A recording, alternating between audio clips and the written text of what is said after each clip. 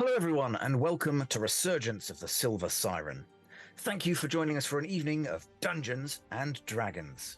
I'm Sean, he, him, and I will be your Dungeon Master tonight. You are just in time for the event of the year as Isabeth Cuftgate and Patsy Hoot are tying the knot. We always knew those kids would get together.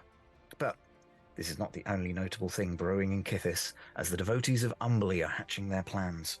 But quite what those plans are remains to be seen.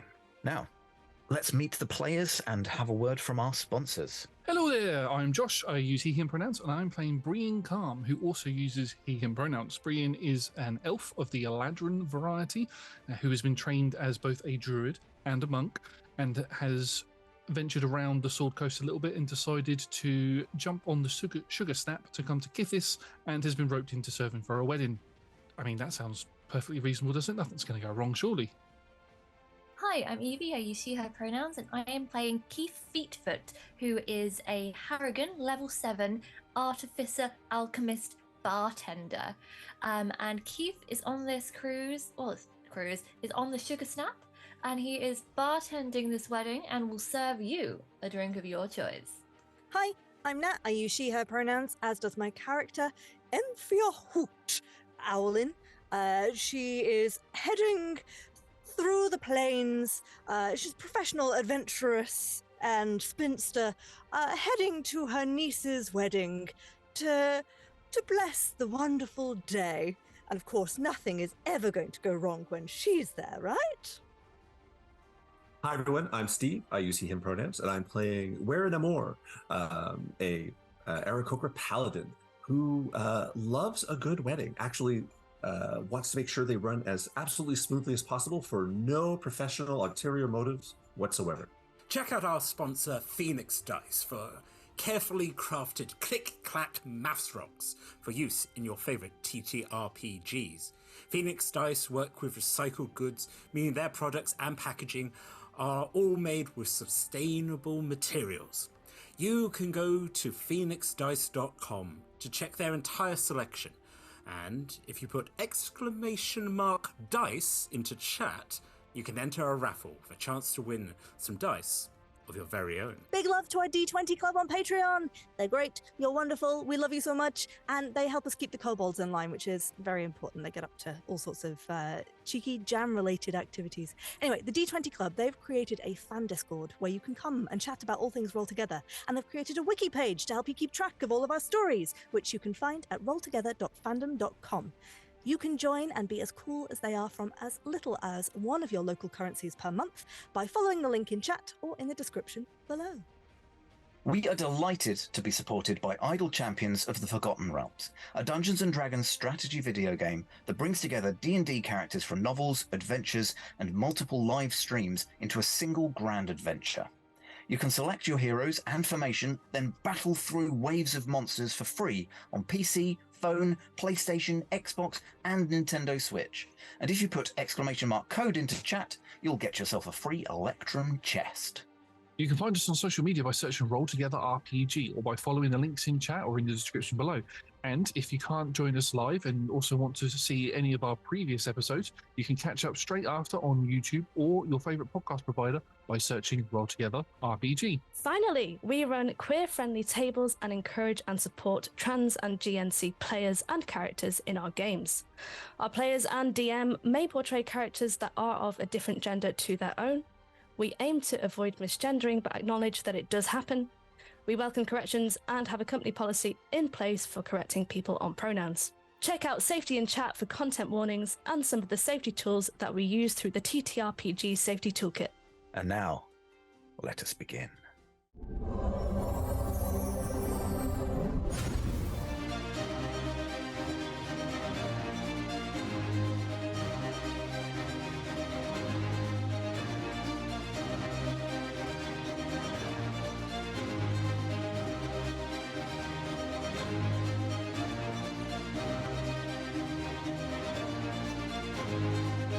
Hello everyone, and welcome to Session 3 of Resurgence of the Silver Siren.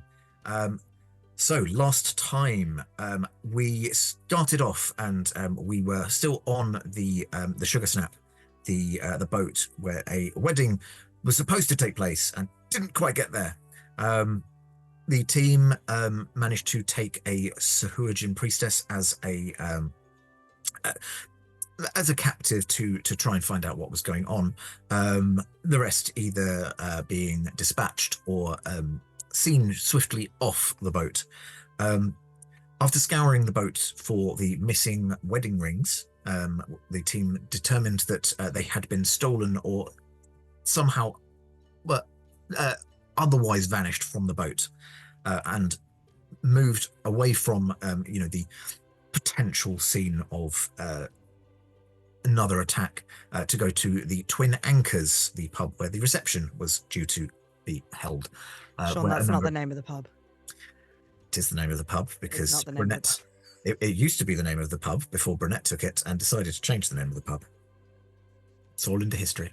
The Twin Anchors, where many of the other wedding guests had already been moved to, including most of the Tabaxi family, the Hoots, apart from Grandpa Hoot, who needed to have a nap, and just a couple of other people that had been dotting around. You questioned as many people as you could.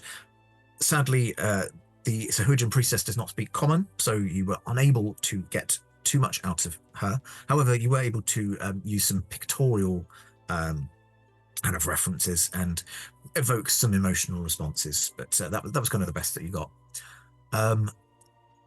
She started to fit, having been out of water for a bit too long, and you put her in a barrel that used to contain pickled onions. And then put the barrel on a trolley and took the barrel and priestess up to the blacksmiths, where you wanted to ask a couple of questions about the rings that had been made. You learned a number of things about the rings, particularly that they used to be a single ring to rule them all, and then they were split out by the blacksmith, and he ensured to put certain harmless features in the wedding rings, and then the slightly more important, shall we say, plot relevant, could be another way to say, feature in the third ring, which was a ring that could hide the presence of a lycanthrope. However, knowing this, he had inlaid it with silver to make it slightly more difficult to use by said lycanthropes. I think you're missing the point there, Sean. The key aspect of that ring was the fact that it could get the user wet. That's the key plot point, I think. It was also a ring of wetness. Yes, that is true. Undesirable in a wedding ring, probably. No, definitely. Depends on the wedding. No comment. And before leaving the blacksmith, you appealed to my sense of chaos as a DM and asked if there were any other kind of magic items. And I weakly let you roll on my favorite trinkets table, which you've then lumbered me with the need to give you some information about this completely randomly determined, like more than 1,000 options on these tables, because there's 13 tables and 100 things. So yes, and I decided I'm going to do that now, and then spent the week not thinking about it. So Evie, you are identifying the small box containing teeth and fingernails that has the word mother on top, to try and get some details out of me as to whose mother. So having identified the box, you identify that the teeth and fingernails are not, in fact, they don't belong to the same person. They do, in fact, belong to the same family of people. You don't get a sense of kind of exactly who, but it seems that the teeth and the fingernails are all kind of baby teeth, and the fingernails, I mean, keeping the teeth is one thing. who knows why this person kept the fingernails, but they all seem to be kind of similar, like first sheddings kind of thing. And you get the sense that mother written on the top is actually just that this person, the box belongs to the mother of the siblings whose teeth and fingernails they are. For some reason, she decided to keep all of these things.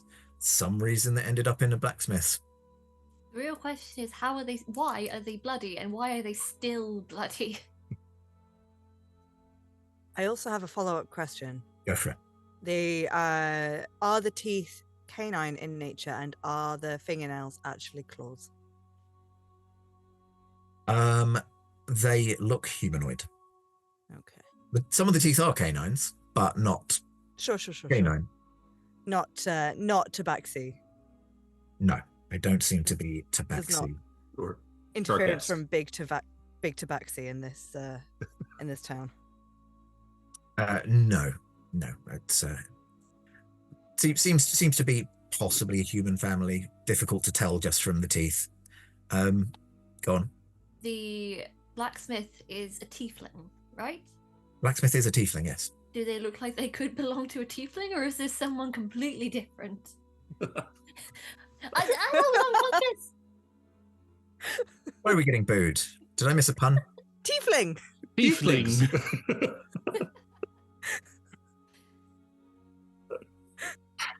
It's I not was very waiting for somebody often to that- say it. I was like, even if it's not intentional, I'm still going to boo it. It's not very often that you evoke a face palm moment from me. Who knows? Yes, perhaps some of these teeth belong to baby Pommerjack, and this is actually his mother's box. Can I ask? Like, hey, what's with this bloody box of teeth and fingernails from a child? Oh, wait, where'd you find that? It was just on this shelf. Front and center. Yeah, I've got no idea. Do you want to buy it? How about I take it with me and try and return it to this mother? Don't think she'll be happy about that, but yeah, okay. You don't think she'll be happy about having mementos returned to her? What do you know? Yeah, all right, it's mine. It's my mother's box. Okay. It's your mother's box. Okay. Are they your teeth and fingernails? Yeah, some of them. Some of them are me sister and, me other siblings. Okay, you might want to keep it somewhere a little bit more private and away from the clientele who can ask very personal questions, and it raises some questions having children's teeth and fingernails with the items that people can buy. Yeah, honestly, I didn't realise that I'd left it on that shelf. Okay, well, you're welcome to take it back, my good man. All right, thank A you. good person? I can't remember. I'm sorry. Yeah, him. Why are they bloody? Oh, it's just a feature of my family. Your fingernails bleed frequently? Oh, the teeth are bloody. The fingernails have probably just got some residual. The teeth remain bloody. I don't know why. Have you been to a dentist at all? My nephew is quite excellent. Oh, what? Setting up shop, is he? No, I don't think he's intending to stay, but you should take advantage while he's here. If it's a chronic family issue. Oh, I mean, I don't know so much about chronics, but I can look into it. I recommend limes. You can never take gum disease too seriously. I overheard him during the wedding. He was taking some food off of the tray. He said something about being a dentomancer. Is that a thing? Yes, exactly. It's a little odd considering that we don't have teeth ourselves, but he's taken quite an interest in humanoid mandibles. Also, I'd just like to point out the irony of tiefling. Sorry, I just found that really funny. I have a blue card. We all stare at Breen.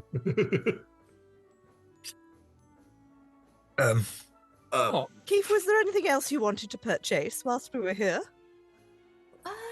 if not the box of teeth. I'll use the box of teeth with you. No teeth for Keith. No. Do you want to reroll? Do I Sure. want a rod for my back? Yes. Yeah. Why not? How to inflict more pain on myself.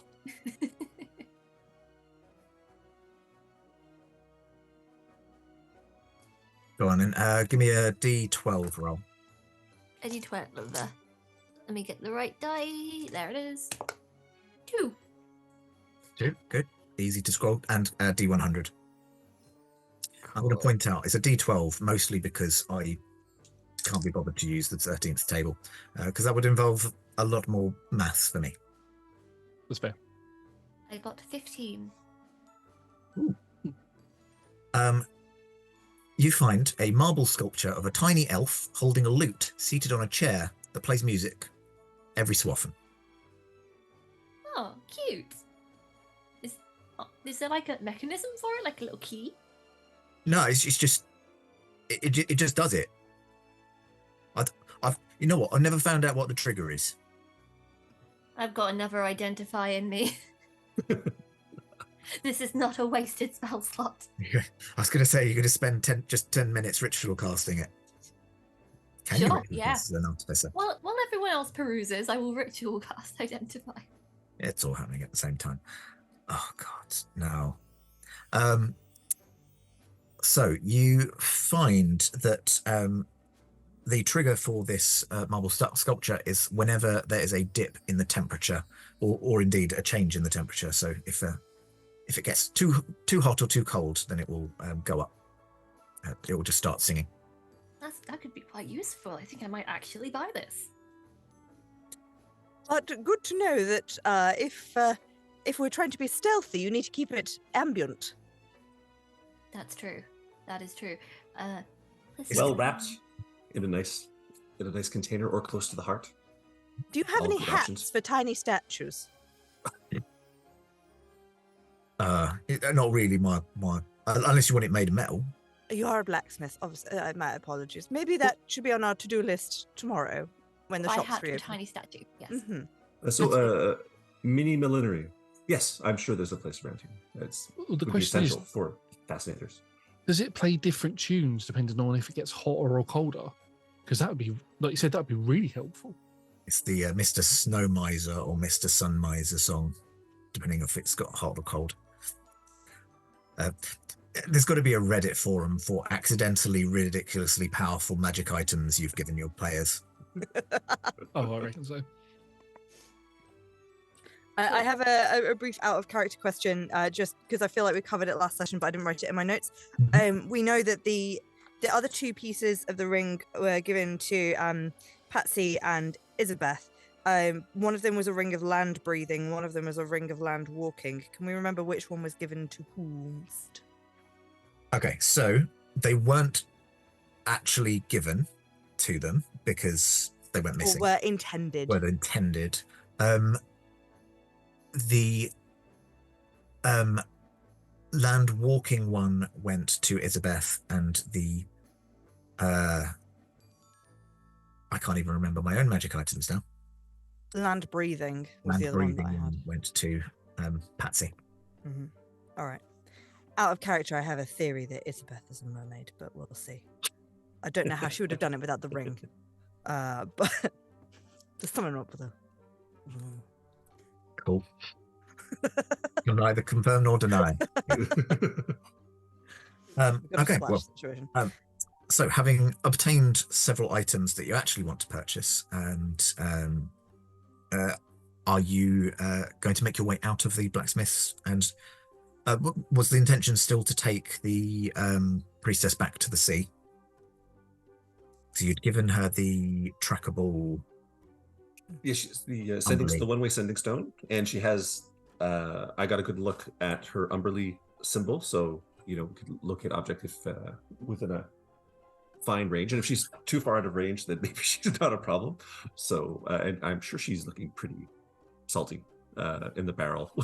We've hauled her around for long enough, so I think let's bring her back. Yeah, I think the question is, we can't just give her the stone and be like, take this with you. She'll just drop it. We need to. Do we need to like try and conceal it on her so she doesn't know she's got it, and or anything like that? I don't know. Can we like?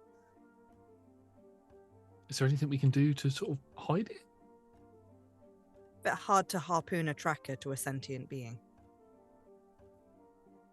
This is true. What about? And I don't know about if anybody else is like this, but there's that one point in your back that you can't really reach. It's really difficult to get there with your hands. What about if we just like sort of put it right there, and then hopefully Does her anyone arms have aren't anything sticky? It will work underwater as well. Yeah, I was about to ask if this was something my magical tinkering could do, but then I was like, that might be too strong. Just make something stick forever. No, Sahujin have spines? I mean, I'm staring at her, but let's hope my observation is better than my guesstimation. I'm now going to have to Google what a Sahuagin looks like because I cannot remember off the top. Or something certainly ornate in her garb. We could sew it into the maybe. lining of whatever she's wearing. Something like Yeah. With some your fins or some spikes. Yeah, with your ability, Keith, are you able to?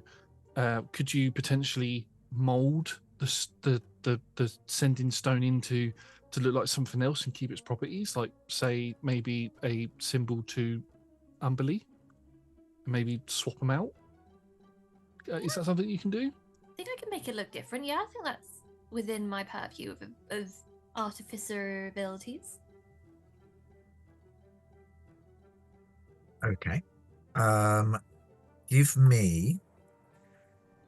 So you would be proficient with your whatever your artisan's tools are. So if you could give me a roll adding your proficiency and your dexterity modifier. Because obviously you're going to be manipulating it with your hands. See how close to the original you can get it. I assume this is you're trying to make the receiving sending stone look like the symbol of Umberly that she has. Yeah. I'm going to cast guidance on you as you do that. I got 22. It was 17 on the dice plus the numbers. Plus things. Nice. Yeah, I think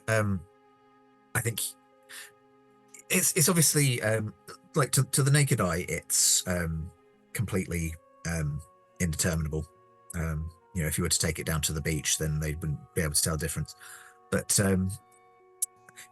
you know that it's not natural 20 like realms, but it's still a very, very good replica, and you don't think that she'll notice, especially as presumably you did all this while you turned the barrel around.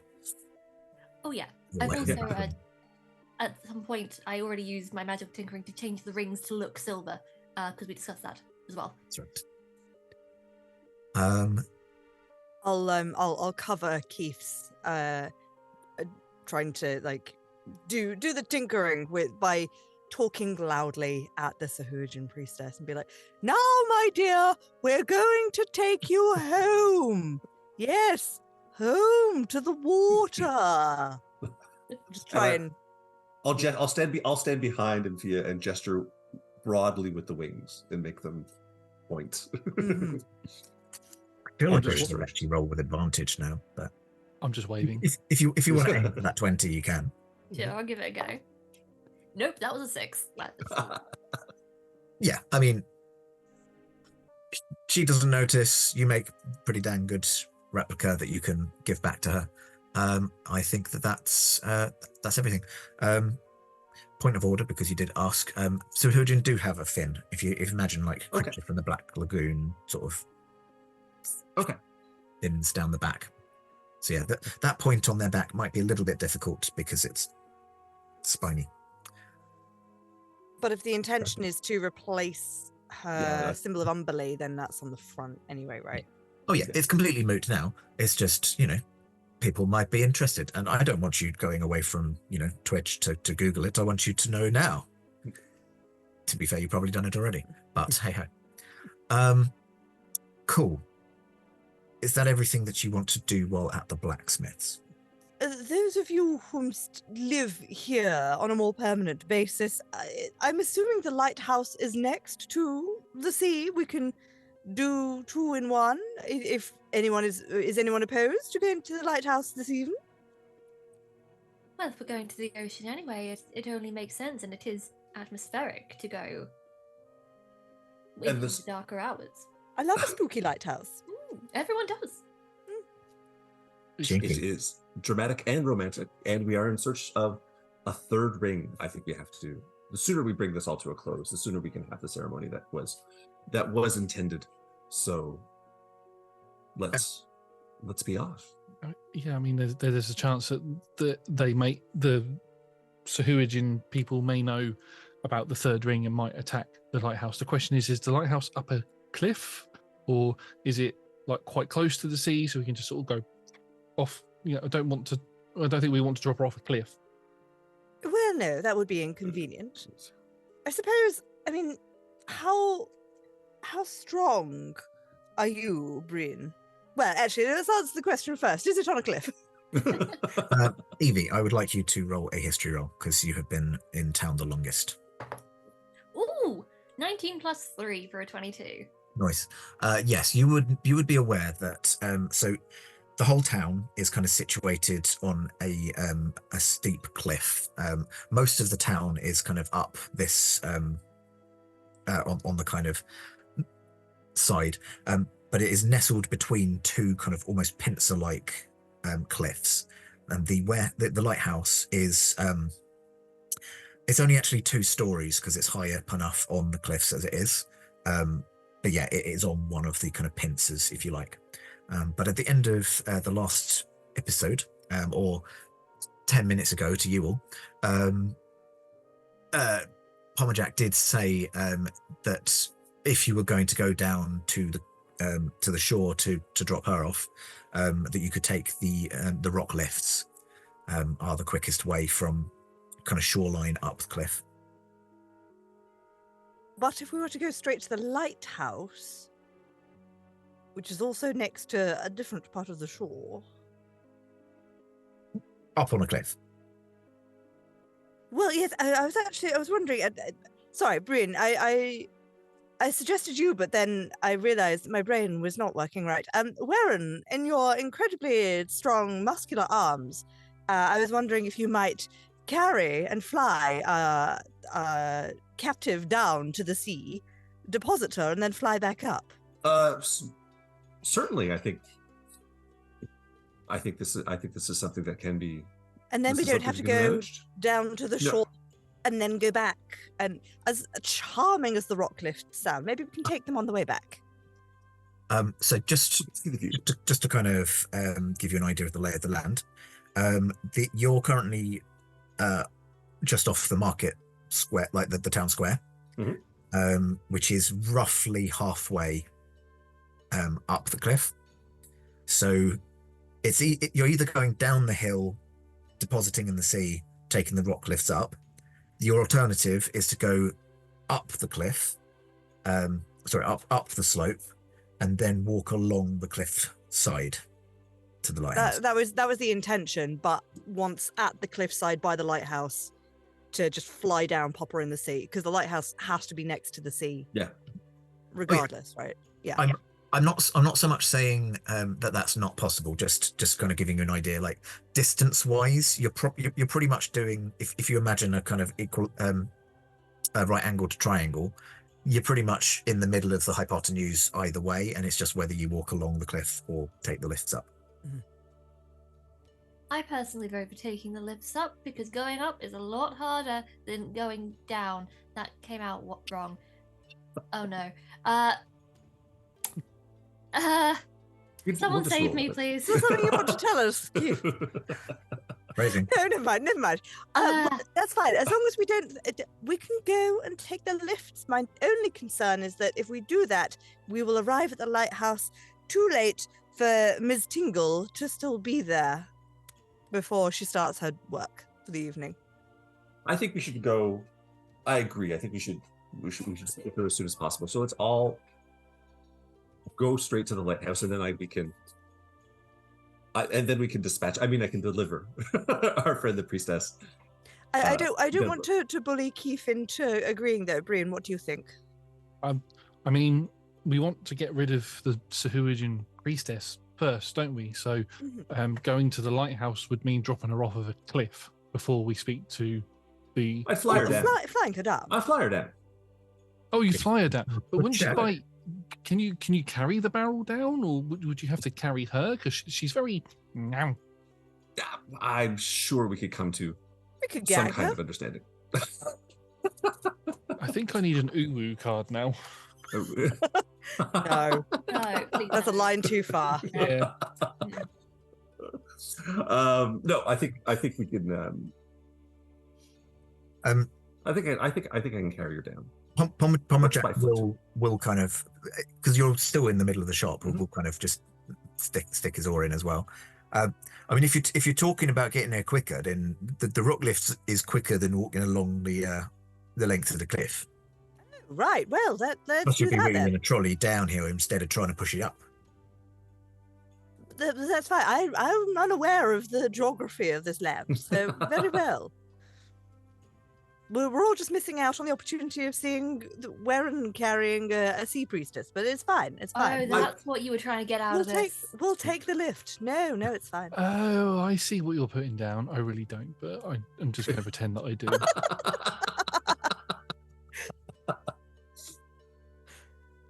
But Well, where it is observed. So yes, okay, let's go off to the shore. As much as I was looking forward to giving you a strength check to see whether you managed to keep a grip on the pickled priestess. Cool. So you're going to wheel That down plan. to the shore. We're down to the shore. There's no trick involved. You can do that. It is well within your purview. So yeah, you get to the docks. It's up to you how you try to unbarrel a princess. Kind of tip and let her swim her way to freedom. It'd be fun to push her out and just have her bob along the barrel until it upends and goes. But let's that seems silly. So let's break the barrel. And then at a safe distance, untie the hands. They're nicely bound, and then throw an undeadly symbol at her and hope for the best. Well, this sounds a lot more complicated than I thought it would be. Are we not on Well, the I mean, way? you could just or- like invert her, but I mean, I don't want her to. I'm sorry, I just had an image of in my head of Keith using catapult on the barrel. Oh, I wish I had catapult. Maybe it'll level up. We'll see. Sorry.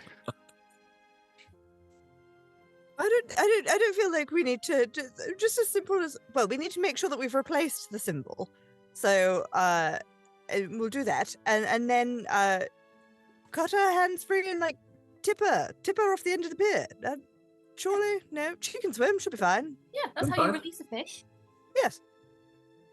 I would like to assist whoever is doing the swapperoonie with the symbols by staring this woman down and going, "Now, madam, we're going to release you," and just like try and completely hold her focus by intimidating her.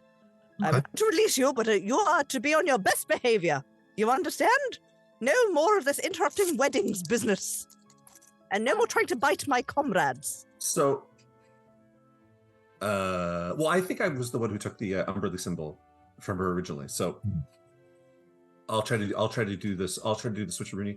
And what I will do is I will disassemble the paper swan that I have during all this thing, and place the symbol inside and wrap it back up as the swan, and then pass it to them.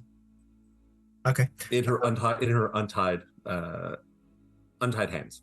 When you flatten out the cooking paper, you find you actually only just have enough time to kind of place the stone on it, and it origamis back into a swan. Oh, nice. Faster than I imagined. This is a handy trick at parties. And then place it and then give it to the priestess. Again, I think no check necessarily needed for this, unless you particularly want to roll a sleight of hand. I will allow it.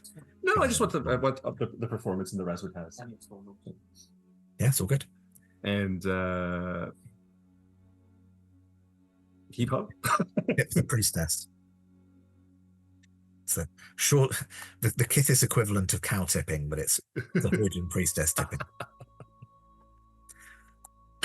Yes, you can do that. I think, as you previously kind of described, you tied the hands kind of close to the feet, so she couldn't just kind of gnaw through. Yeah. So you could kind of cut the rope tying to the feet to give her access to bite it free. Yeah, and you obviously room to vacate the area. Excellent. Right. Well, is there a crowd welcoming her at the bottom of the at the sea? Like are other sewage in there, or does she just go plop and scurry off for as far as we can see? Give me, anybody who would like to can give me a perception roll.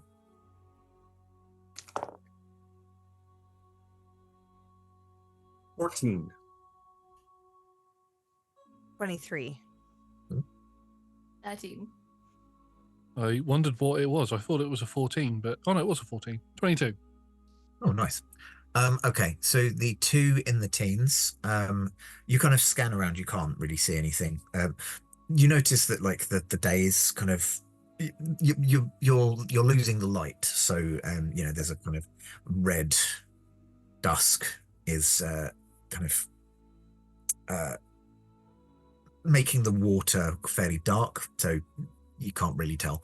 Those of you who got post 20, you swear that you can see just the odd frill on top of a head, just slightly sticking out of the water, which bobs back down when the priestess is under the water as well.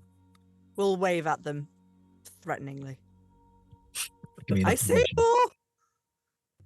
Intimidation check. Oh, sure.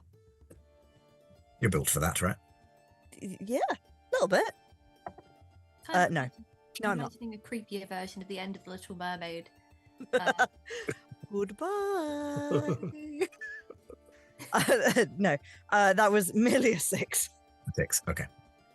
Yeah, as intimidating as an owl wearing a I was going to say wedding dress. That's not what I mean. Like wedding occasion dress. Mm-hmm. It's fine, short. If you want to say that I upstaged the brides, then, you know, who am I to argue? Oh, indeed.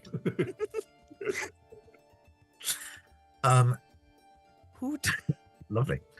So, that dealt with, you can head to the rock lifts, which, as you kind of, you have to walk a little bit past the main pier, which is slightly off to the western side of the shore. But you kind of walk past that a short ways, and you come up against an area of the cliff face that has been leveled but vertically to make a nice kind of smooth track. And someone has put kind of minecart tracks vertically up the cliff. And you can see that there is a side-mounted carriage in place. It's literally kind of like someone has taken a stagecoach and then upended it and then changed everything inside so that all the... They've actually taken all the seats out so that it's standing room, but kind of remodeled it entirely so that this stagecoach works vertically instead. And you can see that you have to access it by a small platform because the coach is kind of propped up on top of a large rock. You can see that there is someone wearing what I'm going to describe as the fantasy equivalent of like a Butlin's outfit, but if they were a wizard. So imagine wizard Butlins, and that is more or less what how this person is dressed. in a kind of Kythyss greeny blue color.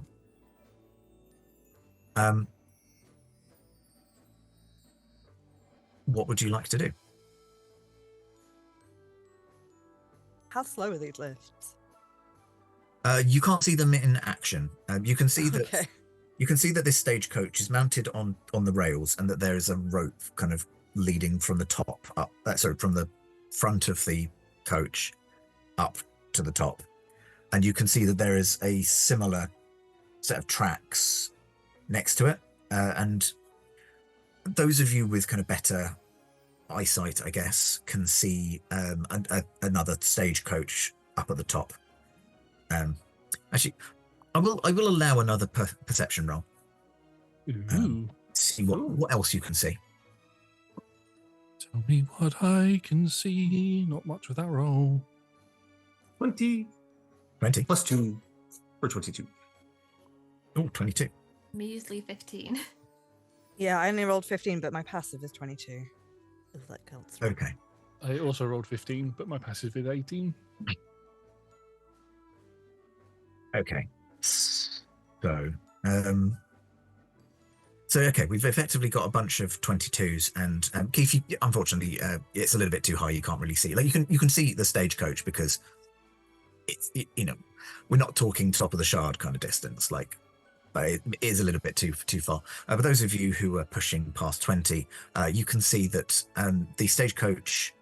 It's identical, except that whereas this one seems to be sitting on top of a large boulder, there is a small stone just hanging, swaying slightly in the breeze, attached to the bottom of the other coach. The person who is staffing, it's like a little booth that they're kind of sat in, appears to be human, appears to be female, in probably kind of late teens, early 20s. We'll kind of say, are you going up? It's wearing on, so we're probably only going to be doing another couple of trips if you wanted to. Yes, 4 tickets, please. Excellent. That's a silver piece each, please. Can you put it on my tab? We don't do tabs. Oh. My niece, Patsy Hoot, you may know her in town. Does she have a tab? No, because we don't do tabs, but I can certainly charge it to the Yes. the 2 hoots. Yes. Do that. Okay, I'll do that. She kind of gets some tickets. It's completely pointless you having tickets. Maybe possibly apart from giving them at the other end. You do see this person is wearing a like little name badge that says, "Hi, my name is Gofua West." What was that? Gofua West. GOPHUA WEST. Go for West. Uh-huh. So she passes out the tickets, and you are shown your way into the coach, the standing room coach. Are there complimentary drinks for this ride? I mean, it only takes a couple of seconds. It's really not worth you having a drink, really. I kind of elbow Emphy a little bit, like, don't worry, I've got you covered. And I bring out a hip flask. My man. What is in the hip flask? I mean, she drinks it, but... I'd say it's probably weirdly high quality whiskey. Nice. Bit smoky. Ooh, lovely. As you are all shown into the stagecoach, as aforementioned, the seats have been taken out, so and a platform put in so that it's flattened, and yeah, it's standing room only. You think that you'd struggle to get more than kind of another 2 people in here with you. She locks the door, on the other side of you, and you can see she goes back to the booth, summons a dancing light, which starts off red and then goes green. And those of you with a high perception might be able to kind of look through the front window of the stagecoach, and you can see that there is an answering red and then green light at the top. You watch as Gofur takes out a wand, casts a spell, and the boulder underneath the stagecoach shrinks to pebble size. And peering up at the stagecoach at the top, the other pebble grows to boulder size. And as the weights shift, you are suddenly catapulted upwards on this cliff. You also disconcertingly hear a very constant wee noise. And as you're ascending, you hear a similar ah, which gets louder and louder until the other coach passes you and then starts to get quieter and quieter. As you reach the top, as you're feeling like this is going to be a crash situation, you see a similarly dressed wizard at the top casts another spell, and suddenly you all feel weightless, as you would suspect a feather fall has been cast on you, and your final few meters are much lessened. Your acceleration drops significantly, and you are at the top. Well, I did wonder if it actually was going to be faster than flying. I suppose that was.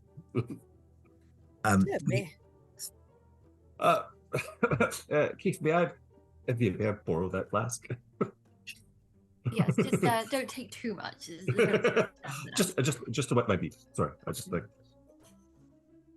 So you see as the wizard at the top, again similarly dressed in that kind of Thorpe Park-esque Butlins employee uniform, but wizard. I'm going to guess that their name tag is an anagram of must go down, must come down. Maybe. Possibly the fastest.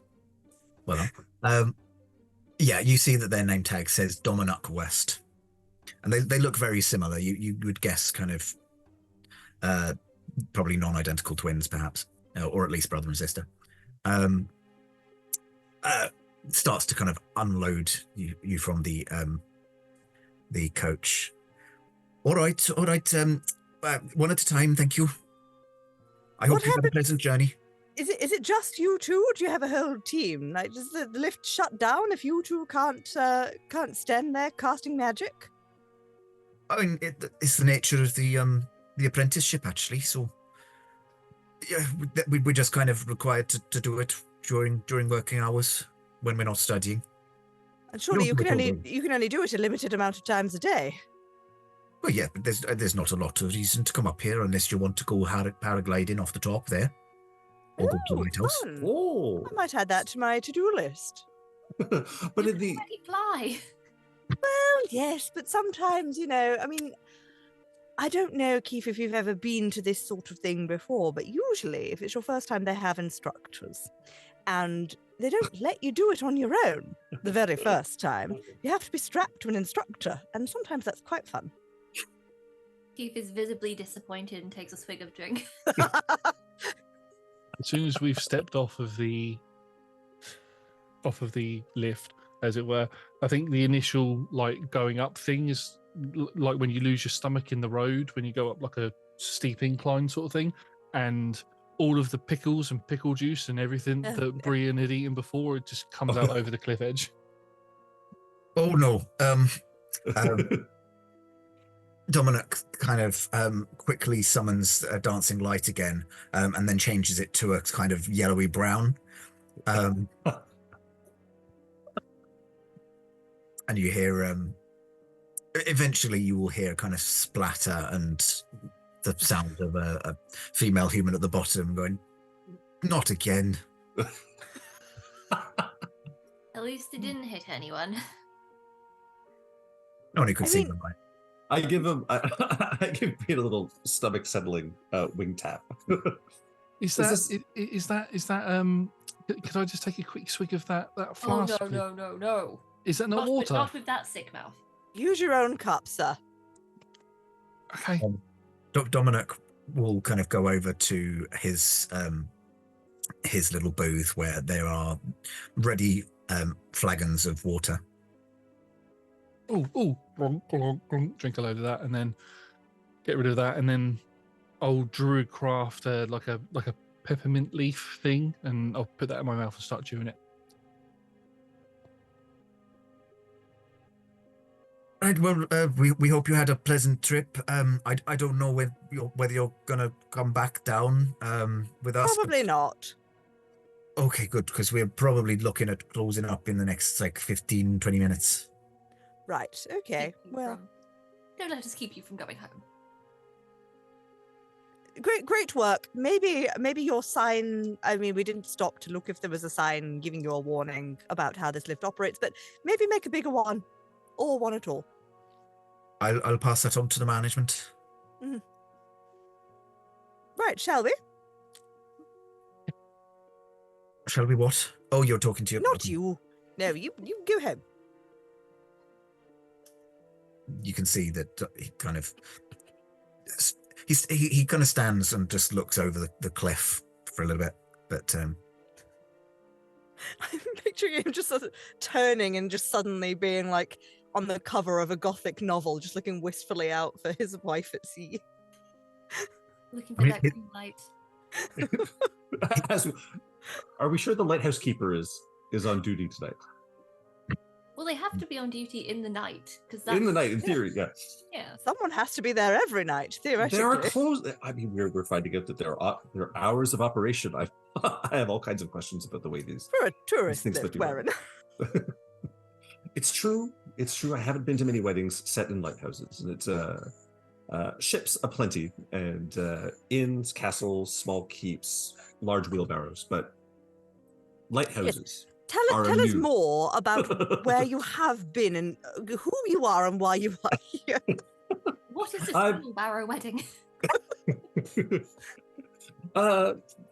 Delightful known family. Just always on the move. It was terrific. They latched the two carts together and then trundled off and forged a new path together. I found myself weeping at the end of that occasion. Oh, that sounds adorable. And were you invited, or did you crash that one as well? I was in the neighborhood, and no kobolds interfered. So I think it worked out as a lovely ceremony. Just one moment. I unfold the board again, go to the part with just Warren's picture, and start circling things and writing notes. Yeah.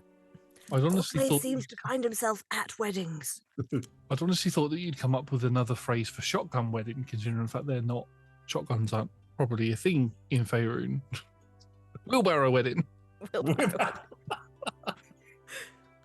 Maybe.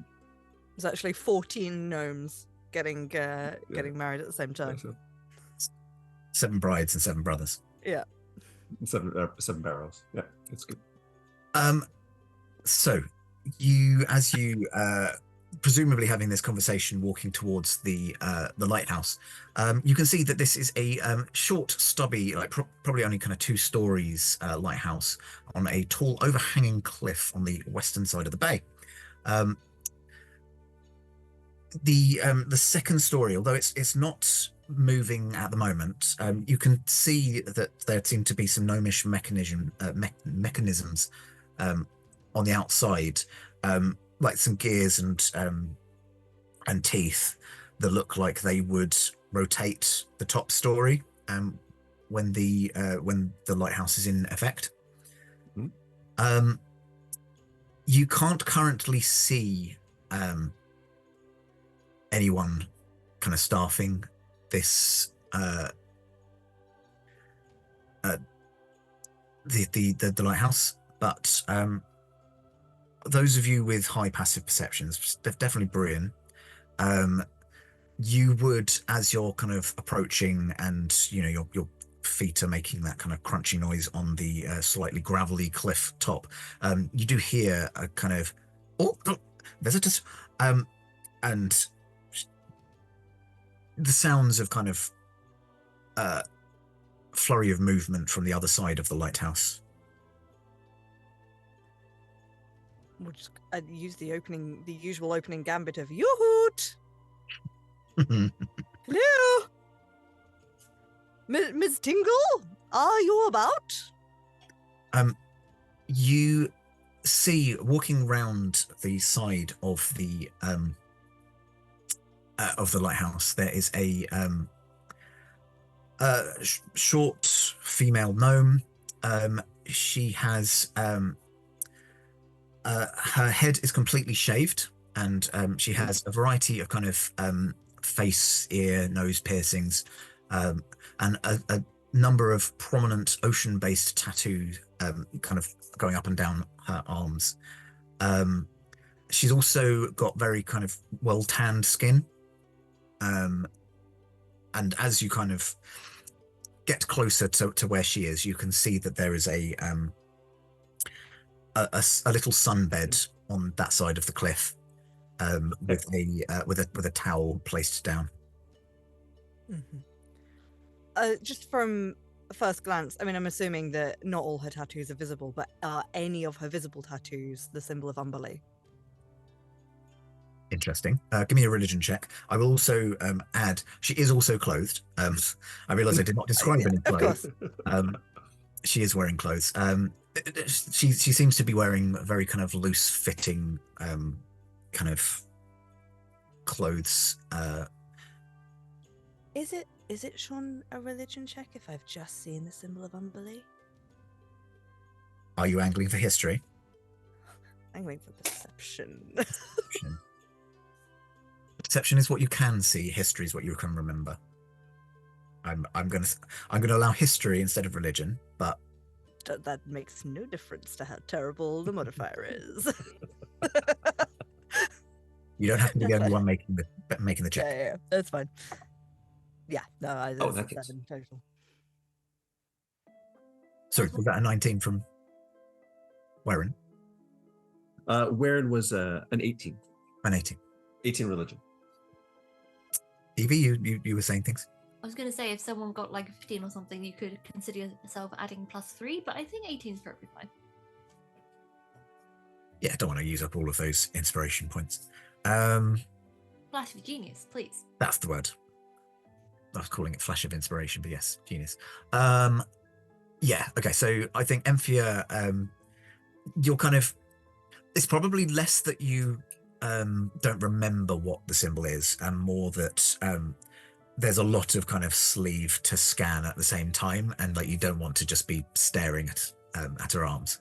I will say with the 18, Faerun, you kind of get a much better kind of picture in your first glimpse, and you don't see any symbols of Umberlee. Like Umberlee symbols tend to be the very kind of octopodal creatures, and the symbol on the necklace was the tidal wave symbol back to back. There certainly are waves. There is kind of sea creatures, but seems to have avoided the kind of squiddy ones in favor of more kind of crabs and fish. And you know, there's anchors and ships and mermaids, a lot of the things that sailors would probably get tattooed on themselves. Lovely to see you. Welcome to the lighthouse. I wasn't expecting any visitors. Are you? No, we are visiting with purpose. My name is Emphia. We are the Hoot Nannies Detective Agency. I'm the Hoot. These are the nannies. And we have some questions for you, my dear. Oh, all right. But you'll have to be fairly quick about it, unless you want to come up top with me to the lighthouse. Actually, I think that might be a marvelous idea. Please do show us your premises. Yes, please. I've never been. Can I ask what everyone's passive insight is? Be a great experience. Mine's 15. 17. 15. 15. Oh. I think everybody except for Keith sees a flicker of regret upon asking you to go into the lighthouse. She goes, oh, right, okay, well, follow me up. And so she reaches down and produces out of the folds of her clothes a key that appears to it's attached to a chain, and unlocks the door, and then walks up. And the room that you can see on the inside is clearly like basically her flat, like her living space. All kind of like one room, like a studio apartment. So you can see kind of like a little kitchen area and a bed, another bed kind of freshly made to one side, a little kind of dining table and chairs,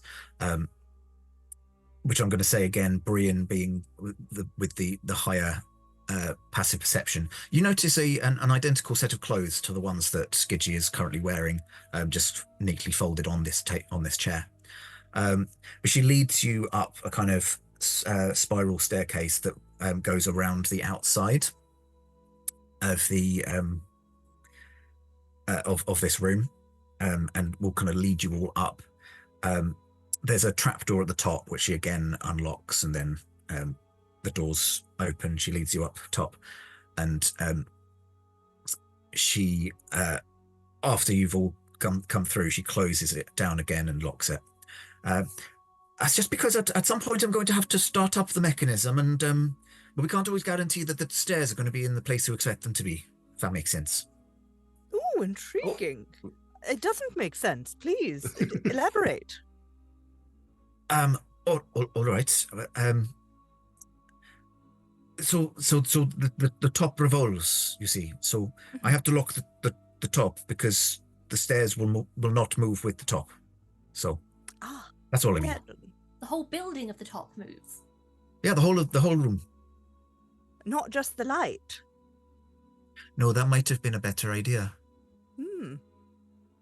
No, it was more fun. Because it's a kind of revolving view of the town. I'll start it up now. Oh, wait, hold on a moment. Just eyeing Brian. How fast does it rotate? It's not.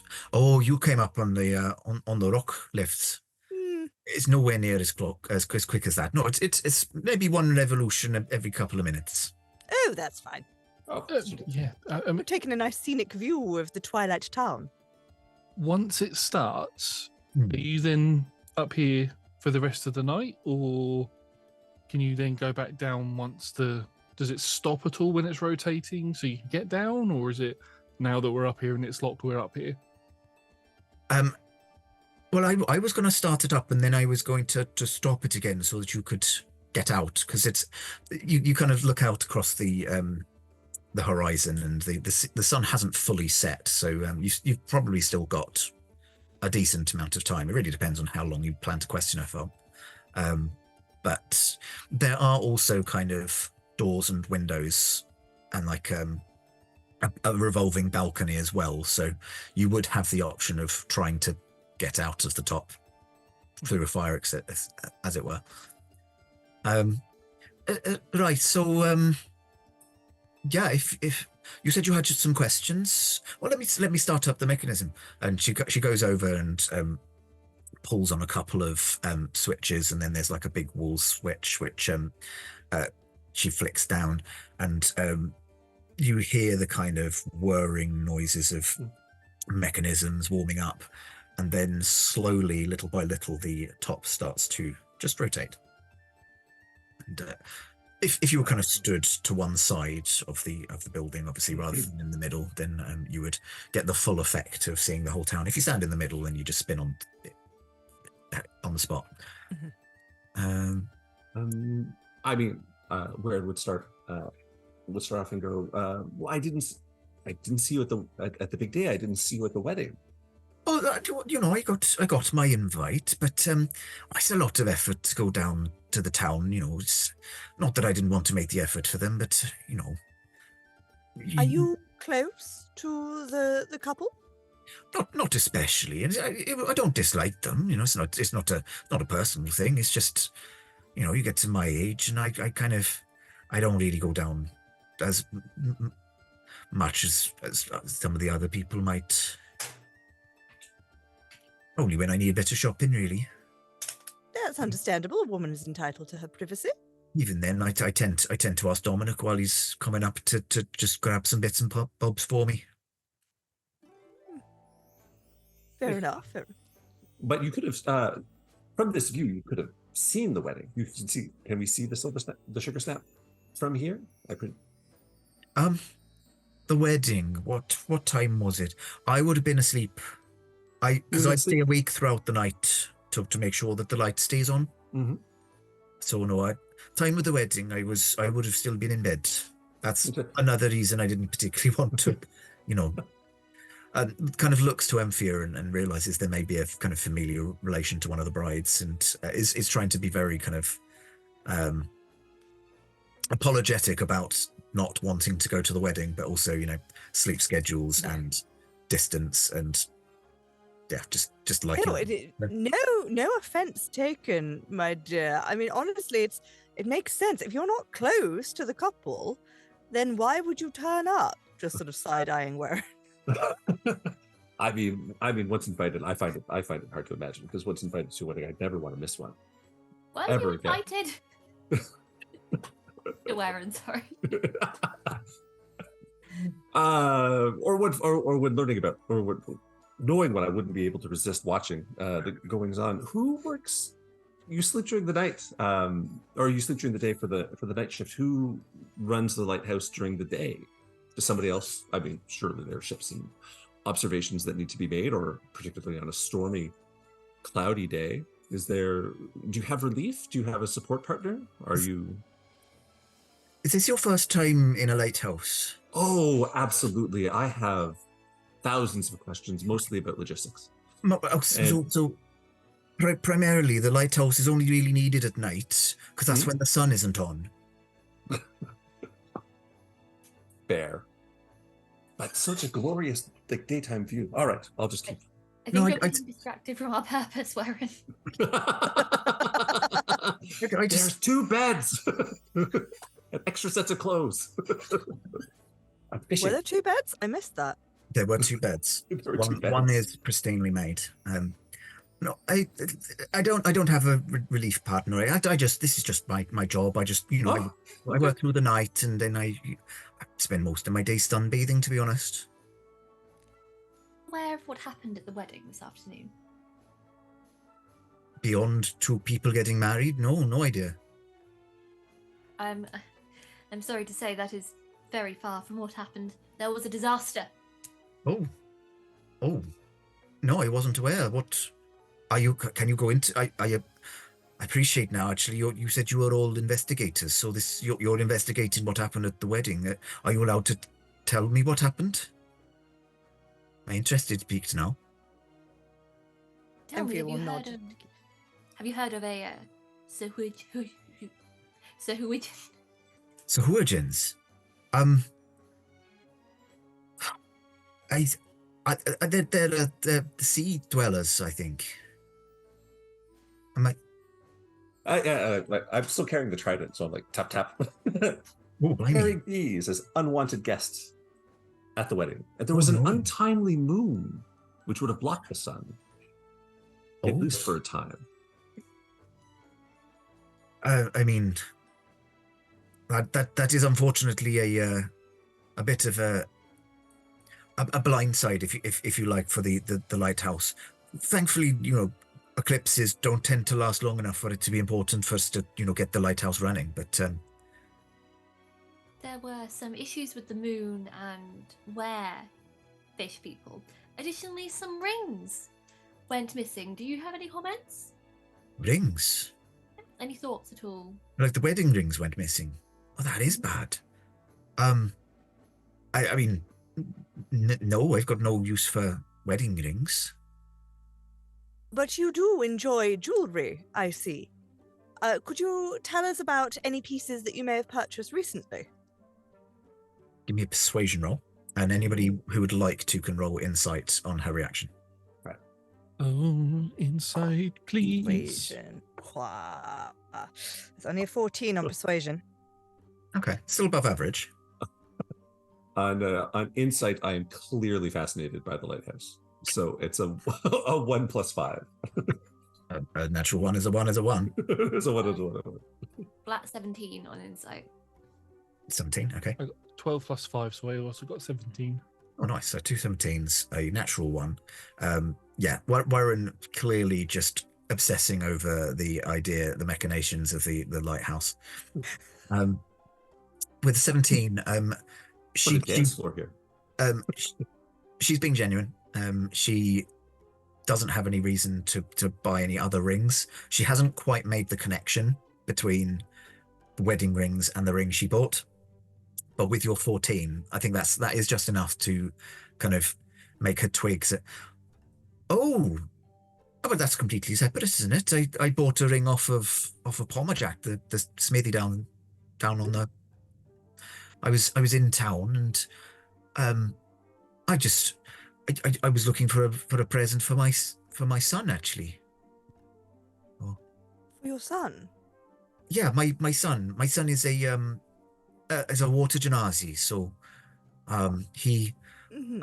I wanted to know because he was getting quite a problem with dry skin. Whenever he was coming on land for too long, so I was asking if Pommerjack had anything that could perhaps keep him wet, and he had a magic ring by chance. Okay, that's and fine. in So silver you as well. It's his color as well. His color? Yes. Oh, silver. And I don't mean that he is silver. I just mean he wears quite a lot of. He's a bit of a goth. Right, but he frequently wears silver jewelry. Your son. Yeah, definitely. I mean, or at least silver-plated or silver-looking jewelry. Silver can be expensive. Yeah, certainly.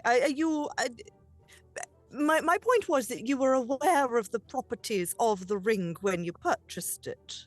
I'm aware that it's a ring of wetness, yes. So I'm hoping that this means that when my Cole comes home, then he might be able to stay on land for a little bit longer, rather than having to shoot off to sea all the time. Sorry, just out of character, Nat has played with Sean playing this character in home games. That knows whose mum this is. Yeah. But did Pommerjack reveal to you that there were other properties to this ring at all? Did he mention any other properties?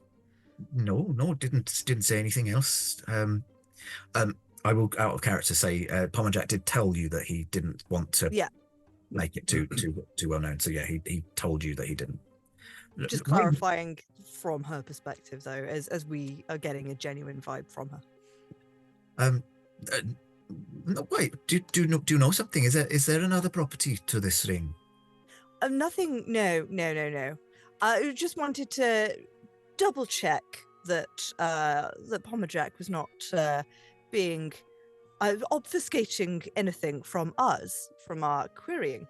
But that's good to know. Feels a little bit deceptive because you do know that there is an extra property. So can I get a deception roll? I can try. I'm going to say Coalescence's mum is a commoner, so you're only looking to be at 10. Well, that was a 6. Yes. She suspects it's fine. might be something else to do with this ring. It's fine. Overly chatterboxy. I love it. Well, I mean, the thing is we, during our investigations into the apparent theft of the 2 wedding rings, we have come to discover that they were initially made from one larger ring, and that there were actually 3 rings made from said ring, 2 of them being the wedding rings and 1 being the ring that you purchased. So we have come up here to investigate and to make sure that nobody has tried to steal it off of you. Oh, okay. Well, that is some. I feel like Pommerjack should have probably told me that. But I don't think he knew that the original ring was probably so sought after. No, that's fair. if it is encouraging at all, it is now within our purview of investigation. So if you knew where your son was, we would be. It would be in our interest to look out for him and make sure that he were all right, and not being beset upon. Oh well, Coalescence is out sailing at the moment. I don't think his ship's going to be coming home anytime soon. Does he have the ring, or do you have it here? I've still got it. It's Okay. downstairs now at this point. Right. Okay. Do you have a safe place that you could put it? Oh, well, I mean, I could lock it in the mechanism box. We've got kind of like a little cupboard where a lot of the important, gubbins for the lighthouse are. So I could lock it in the box with that. This is a huge ask because you've only just met us. But would you be okay if we were to take the ring until the investigation was over, just to take any potential chances of danger away from you? We would return the ring. Would return the ring afterwards. It's just to make sure that if the people who are trying to take it have any sort of location magic, that they're not drawn to you here, and instead are drawn to us who are investigating it, and then we can apprehend them maybe a bit quicker. Okay. I mean, obviously, I did spend a fair bit on that, and I would like it back before Coalescence comes back to town. But you seem honest, and you're obviously you're doing a lot to try and help those folks down there. That's fine. Let me stop the tower rotating, and then we can go down to where I'm keeping it. Oh, good. I was getting a little bit motion sick. Do Even you as slow need as to be we up- Do you need to be up here to maintain the rotation? The sun hasn't quite set yet, so we've still got a little bit of time before I have to get the light on and then get the rotation going. So no, you should have a couple of minutes. She starts to flick all of the switches again to begin the process of slowing the rotation down, and the last switch is that big wall switch thunks back into place. As she's doing that, and I will say that you all can hear this, you do hear clattering sounds coming from downstairs, and you might remember that the door was not locked after you. Oh. The top of the tower starts to slow down, but it waits. It continues at that pace for a little bit until you finally hear a thunk as it rotates finally into position above the stairs. Gidgee goes and unlocks the trapdoor, opens it up, apparently in no hurry, so she doesn't seem to have heard what it was that you all heard. As soon as I heard that noise, I'd be out the window and over the balcony. Oh, interesting. Okay. Give me an... I have wings of boots, so I fly down. Then give me no check whatsoever. Okay. In that case, can you give me a perception check? Oh, that's a natural 20 for a 28. Amazing! I rode the little rod together, man. Yay! Where is he? There he is. So as you as most of you kind of wait for the rotating of the tower to stop, I mean, two of you do also have wings, so I don't know if you would have also flown down. I don't know. Well, if Breen was doing it with I mean, I would have heard it as well. So possibly, yeah. Madam, it sounds like you are being beset upon. Okay. I would have illuminated the trident with as a sacred weapon. I would have used mine. Oh, nice. And I turned it on, so it's starting to emit light. It's magical. Has +1, just to be ready. So as two of you kind of fly down to the bottom, and the other two of you wait for the trapdoors to be opened, with your natural 20, Josh, you just catch flitting around the edge. It's not an edge because it's a lighthouse. Around the lighthouse, you see a flash of a ginger tail. And that's where we're going to take our break. Oh. Tabaxis. And as we are taking a break, I suppose I should probably set you a riddle to be getting on with until we come back. So your riddle for tonight is: I come from a seed and can be planted. I may take root, blossom, or even bear fruit. Yet I am not a plant. What am I? I come from a seed and can be planted. I may take root, blossom, or even bear fruit. Yet I am not a plant. What am I? And we will give you the answer to that riddle after the break. Ta-da. Welcome back to part 2 of session 3 of Resurgence of the Silver Siren. So in the first half, our team began in the blacksmith shop. There was a lot of discussing and improvising, as we are wont to do. Eventually, they left said blacksmith shop and took their Sahuagin priestess captive back to the sea, where they replaced the icon of Umberly with one of their own manufacture that was a receiving only sending stone. So a receiving stone, perhaps. And replaced the icon and released into the sea where friends were waiting. You then proceeded to ascend the cliffs on the town of Kythyss up via the previously mentioned rock. I can't remember what I called it. The rock lift, which was a set of carriages side mounted on the lift on the cliff, and you then just hurtle upwards.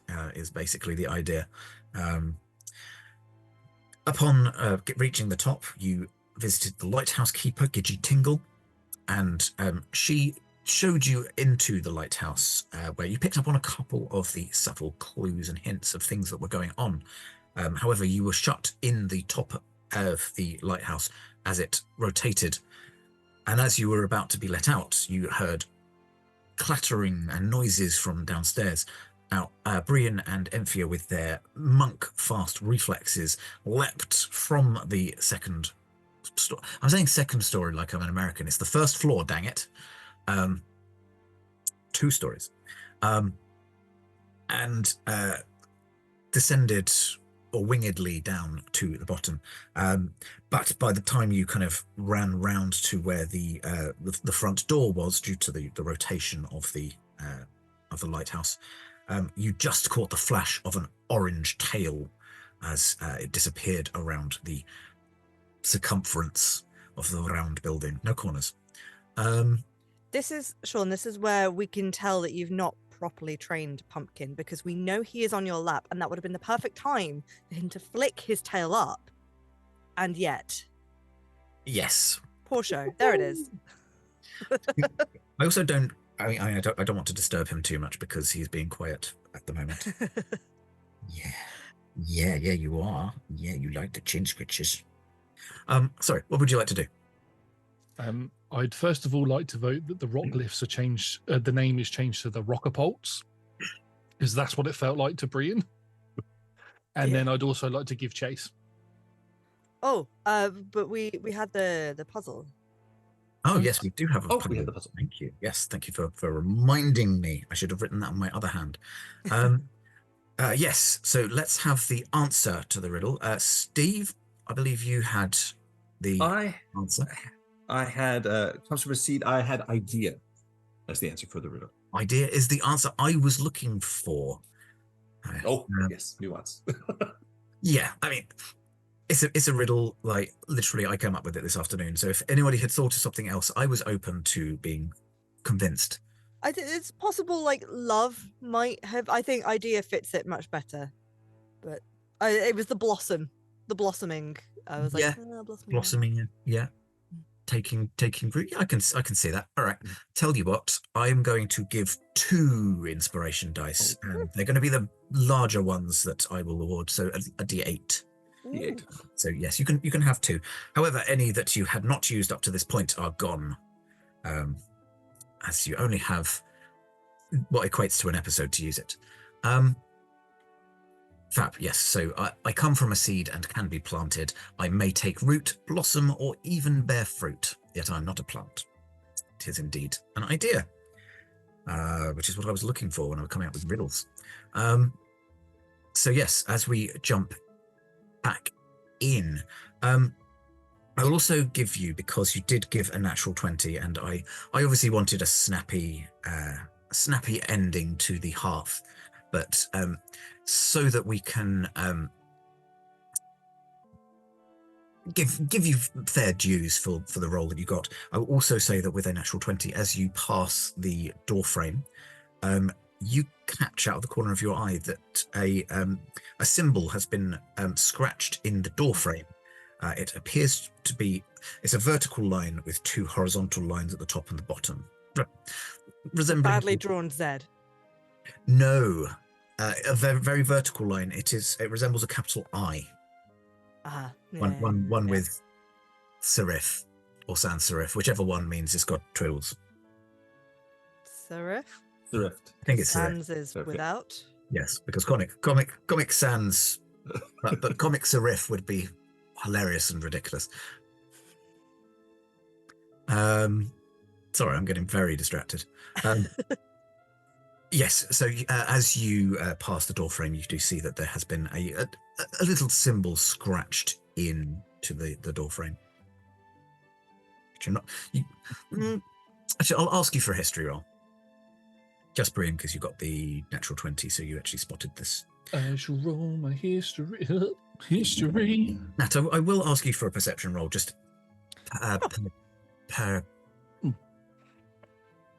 retrospectively. I rolled an 18. No pluses. Nice. Mine's not great. It's 13, but again, my passive is 22. Yes, that's right. I think your passive, I'm happy for you to have also seen the tail, but I want to award the 20 for the Yeah. the eye. But with an 18, I will say that you do not remember seeing that on your way in. So you think that this is a calling card maybe that's been left after you arrived.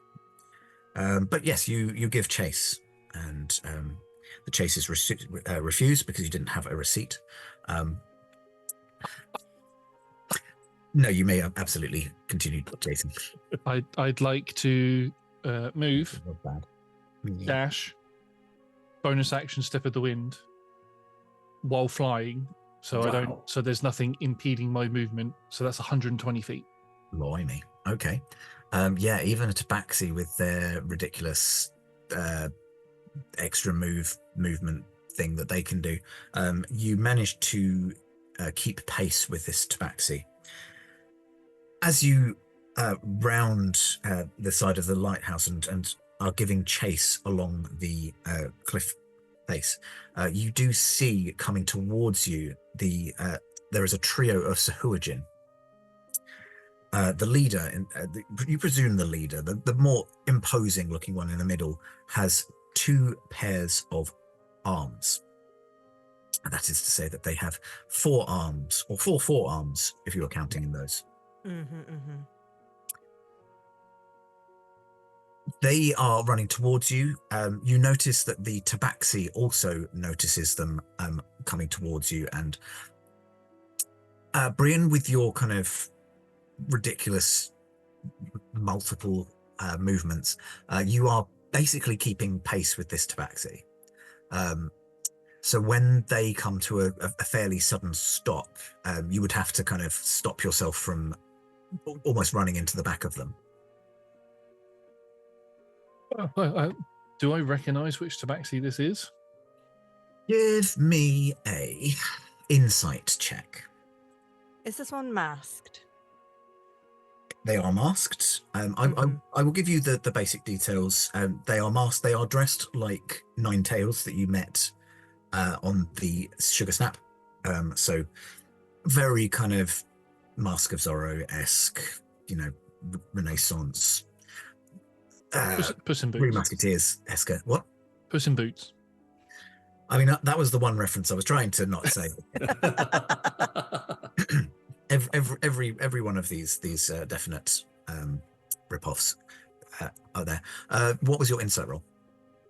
I rolled a 16 for a 21. 21. Interesting. I will say, the tricky thing is, you've only. Yes, I know. Nothing.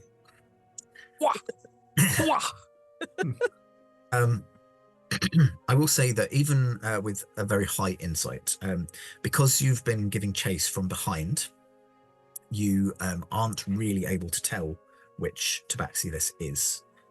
From behind, they all look very much like the same. As it was a very high roll, that I will give you that you don't see the more obvious discerning features which you would expect with Isabeth, who has is more kind of white with ginger patches, and The one with the scars. the one with the kind of burn marks. Ian, I think it was. Yeah, I was more looking to see if it was Nine Tails, but that's fine. Yeah. So, But Go on. last time Nine Tails appeared, we were under the impression it was Inigo because they were the only one that was not accounted for during the fight. Padding at my chin, he wants me to pay attention to him. I'm just picturing like Hot Fuzz with the people in the masks, and one runs and then changes to someone else. That's what I'm picturing at the minute. They all disguise. There's something. Because there's not. Wait, is there 9 of them? 1, 2, 3, 4, 5, 6, 7, 8. There's 9, including Isabeth.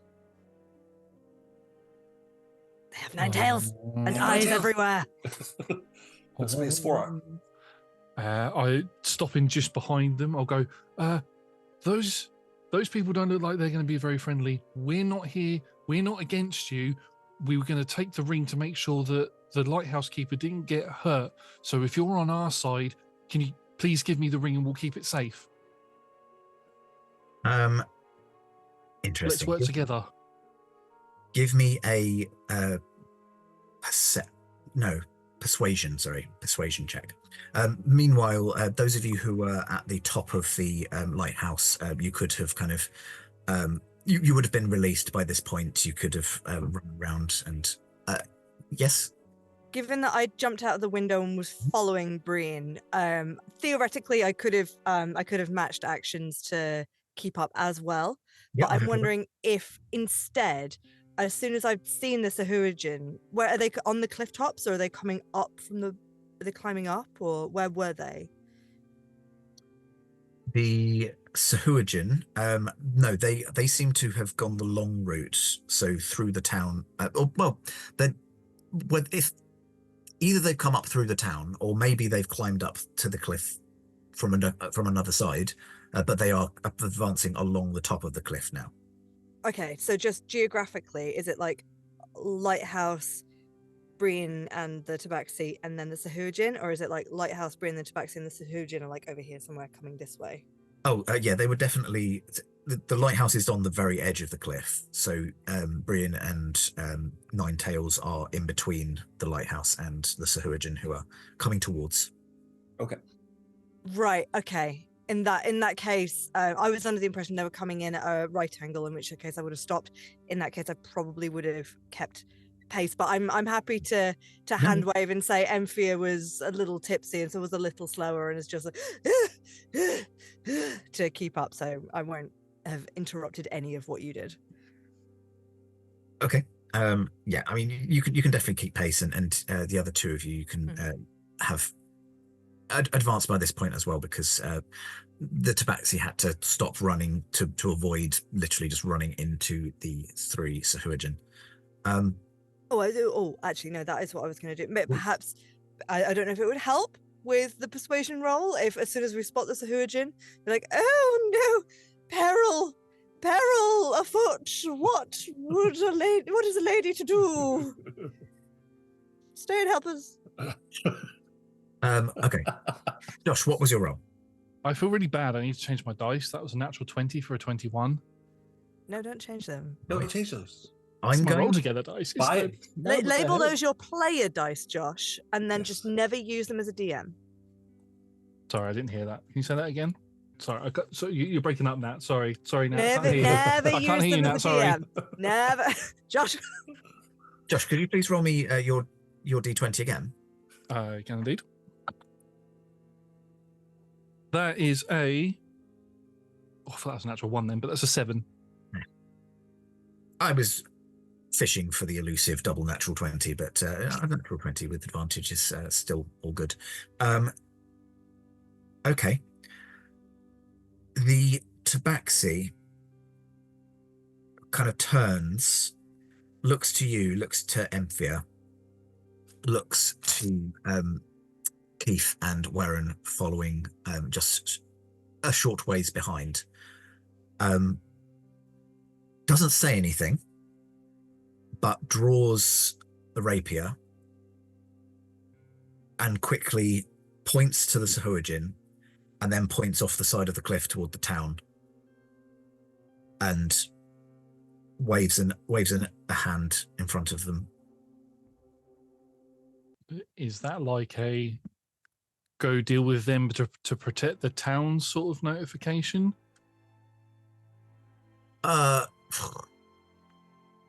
What was your previous insight roll? It was still really high. A 21. I'm gonna let that carry. You get the impression that it is a they are asking what you intend to do. Do you want to stay and fight the Sahuagin, or do you want to run? The plan would be to either fight the Sahuagin or lead them away from the lighthouse so the lighthouse keeper doesn't get injured. That's what I'll say to them. Okay. So this one definitely doesn't look like Isabeth. Definitely doesn't look like Isabeth, no. Okay. But isn't talking. Isn't whereas talking. the previous one spoke. It's very talkative.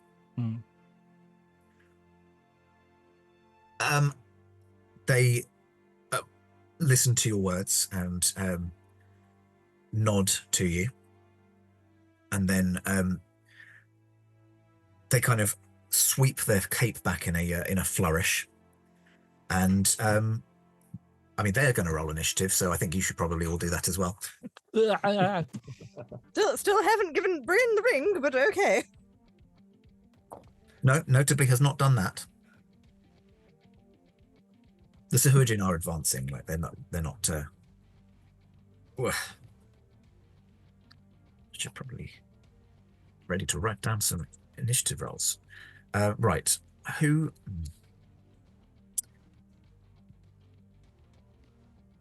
good. Brilliant. I'm gonna have to show you this. This was my 2 initiative rolls for Tabaxi and Sahuagin. Mm-hmm. The 2 ones. Perfect. Ideal. Perfect. So we've had the 2 natural 20s, and now the 2 ones. Yep. And we've had the and we've had the one that Keith rolled, the traffic lights. There we go. Yeah. Okay. Did anyone roll over a 20? Yes. What did you get? 20 plus 2. 22. 2. Aaron comes first. Yes. Did anyone get between a 15 and a 20? 19. 17. So Emphia and Brienne. Evie, what did you roll? Just an 11. 11. I mean, still better than a pair of natural ones. Point out that I have a plus 10 to initiative. So Of course, Harangun. yeah. Wow. I mean, All the odds on 3 natural ones out of 6? 6 dice rolls. I've sort of taken everybody's natural 20s and just sort of taken them for myself, I think. Someone in chat must be a maths superstar. Someone tell us what the chances are on that. I think it's in the 20,000s, 1 in 20,000, something like that, off the top of my head. I'm probably wrong. Wild. Yeah. I'm not going to penalise a natural 1 on initiative, mostly because I would have to double penalise myself for all of the NPCs. Just every NPC and Keith just drop their weapons in the middle of the combat. That's not going to happen. So yeah, I do need to work out which of the NPCs goes first, though. That's what you are, and that's what you are. Okay, cool. So that is the order determined. So editors cue the battle music, and we jump into the top of the round where Faerun. So you are in the region of 30 foot behind your colleagues. You've kind of been let out of the lighthouse and found your footing and managed to get out to join your colleagues. Right. Sorry. You're 30 foot from Emphia, Brian, and Ninetails, and then the Sahujin are a further 30 foot from them. They're further 30 feet. You're 60. Okay, so I think the thing to do would be... You've obviously not moved. No, I haven't moved. I'll have to move and dash, because I'm just double checking my flight speed to see if that's any faster than my ground speed, and I don't believe it is. So I have a 25-foot speed, so move action dash to get just a little bit past Emphia and the Tabaxi and make a beeline for the Sahujin. I have one of their tridents glowing in what's hopefully a very in an intimidating light. So Faerun is going to teach the party about the birds and the beeline. Great to thank you very much. Great. So yeah, if you're 25-foot movement, that makes you 10 foot away. Do you have anything that you can cast or throw from a distance? From it, I could. You could technically still throw that trident. I could throw that trident. I was hoping it's the only weapon that I have on board, but let's do it for the dramatic entry. So range 2060. So I can throw it. It's imbued as a sacred weapon, so it's got +1/+6 total to hit.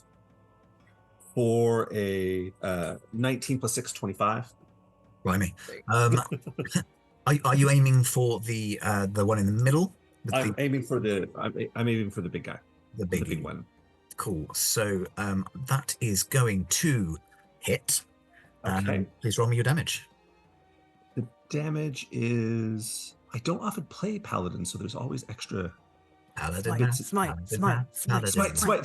So let's divine spite with no preparation.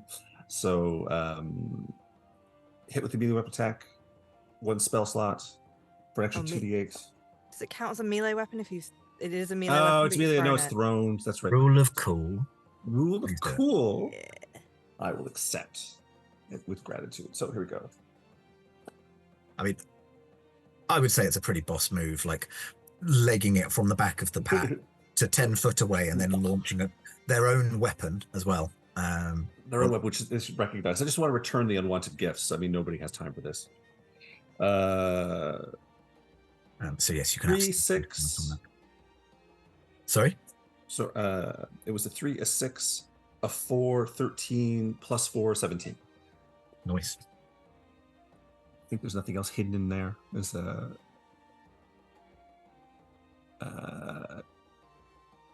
nope, it's not a duel because I threw the weapon. So there we go. 7. Hurl the trident for 17. Now, obviously, if you had anything else on you to throw, because you do have multi-attack, don't you? I do have multi-attack. I do have a second attack. But nothing else to throw. There is nope. There's nothing else on me that I can throw, even as an improvised. That is still pretty hefty, so I think we're quite happy with that. Is there anything else on your turn? Nope, that'll be it for my turn. No bonus actions or anything like that. that case, Brian is up next. No, sorry. Can't read my own writing. Emphia is up next. Fabulous. I think she's just going to yell, "Get in the sea!" and fly towards them. And this is a big debate. I have taken an item that requires me using my action, but if I don't attack with an action, then I can't flurry of blows as a bonus action. Okay, I think, and I'm prepared to be wrong, in which case DM Fiat anyway. The new Tasha's rules say that if you use a monk weapon or use key in some way with your action, that you can still do the flurry of blows bonus action. I don't think that applies to a deck of illusions, Sean. Just throw the whole deck as a monk weapon. I'm gonna roll a cool. It would be quite the gambit. I don't know if it's going to be particularly useful though in this instance, unless it's going to scare them all off. I mean, monks. We've got dedicated weapons. So you could always make the deck of illusions your dedicated weapon. That's the fan, though, isn't it? That's true. Yeah, go on. Yeah, go on. We've not combated in a while. Get back in the sea. Have at you. We're armed and dangerous. And she's going to. I will shuffle a card and she's going to throw a card down, see if it scares them off. And that's going to be a Jack of Spades. Right, picture cards, probably quite big, scary things. Okay. Which apparently is a veteran. Siren. It doesn't say what they're a veteran of. Okay.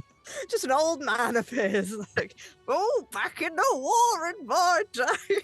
You were in the war. Uncle Albert just appears. We're armed and experienced. Tell you what. Albert. Uncle Albert. Dressed like the. That's a hoot, but I don't have a sign. Hang on. I'll hoot for you. There you go.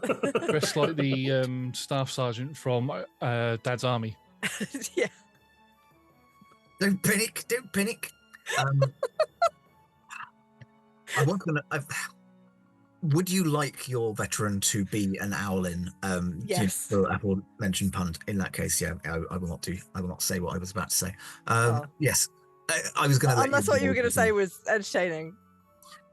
I was going to let you roll to see what form your veteran took, but yeah, I mean, Uncle Albert seemed too good. He's very intimidating, actually. I think you'll find as Uncle Albert. I'm not. I mean, is it actually pronounced the French way? It's actually Uncle Albert. Yes. And he's part Wonder Amongst Thieves style druid. Yes. I think that's who he is, Uncle Albert. Somehow you've argued your way up from veteran to Albert. Through the power of puns. Yes, Amazing. you're a monk. This is flurry of puns rather than blows. Great. Okay, so Uncle Albert appears, and I would like to have thrown it down like so he's between us and the Sahuagin, so there's like another line of distraction at least. Nice. And yeah, I guess I don't want to then go up to them, because then what purpose is Albert doing? So I'll stand with Uncle Albert, and we shall both look ferocious and wait. Cool. I will ask you for an intimidation check. Yes. I will say that given that there are two of you, you can roll with advantage. Oh, thanks, Uncle Albert. It's 16. 16 is fairly intimidating. Okay. Yeah. And then I guess as a bonus action, I will spend a key point to patient defense. Nice. Okay. And absolutely fine for you to do that.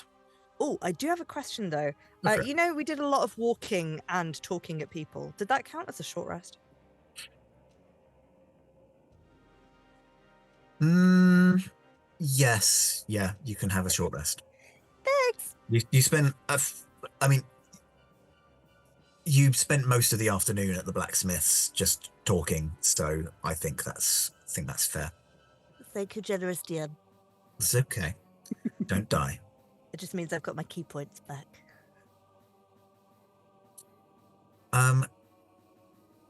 Excellent. Right, that was action bonus movement. Yeah. Tapped out.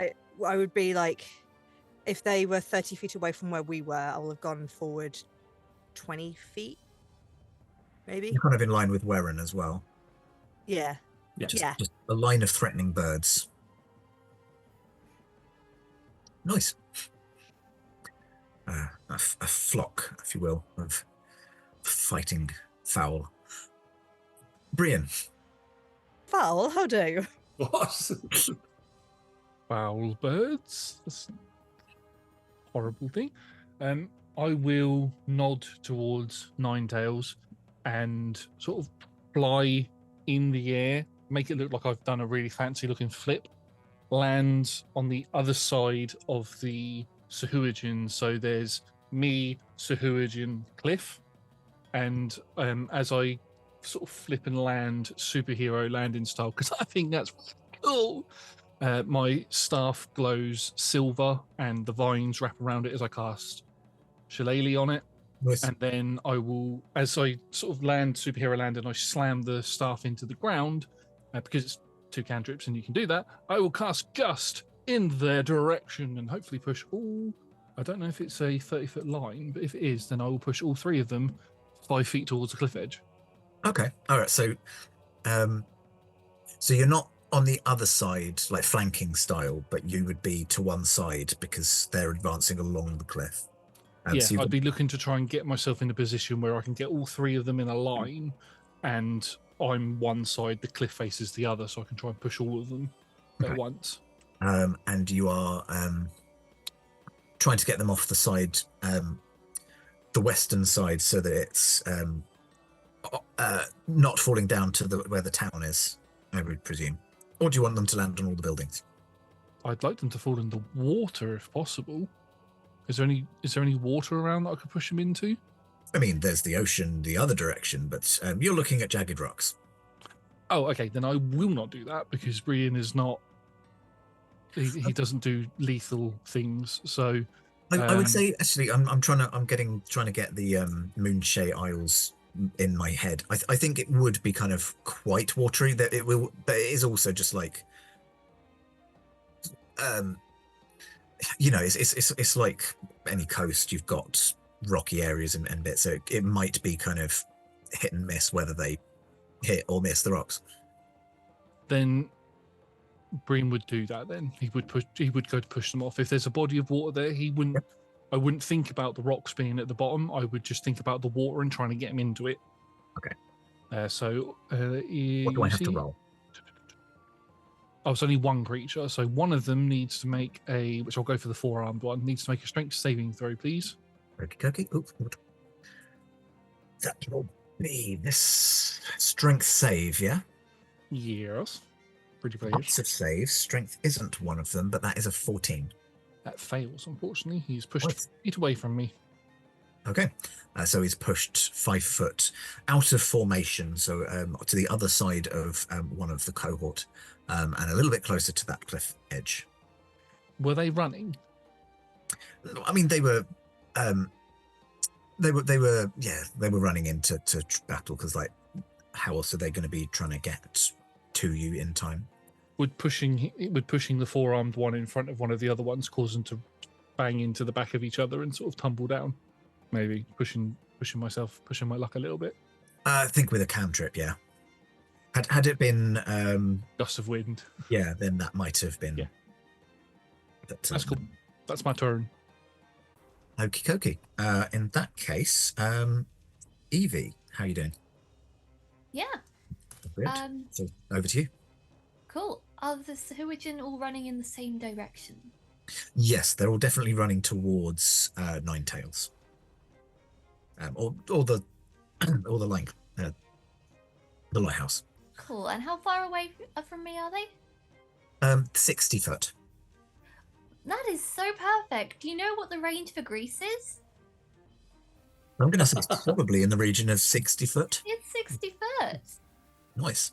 So I'm going to take my little sling, going to put a little vial in there and just pop a grease down right in front of them. What does your grease look like? Is this a particularly viscous alcohol? Oh yeah. It's kind of like a kind of lime green. And it's a little bit sticky as well. But once it explodes, and it's out of the vial, it is oil, just complete sheen everywhere. Little sparkle, just for funsies. Perfect Nice. for perfect for parties. Like fun goo that you give to kids that's got like glitter. Yeah, it's a slime. Yeah, nice. What is it? Is it an immediate save or is it on their turn kind of thing? It is. When it appears, each creature standing in the area must make a dex saving throw or fall prone. Okay. When it And appears. then if they end their turn in there, they need to make a dex saving throw as well. Okay.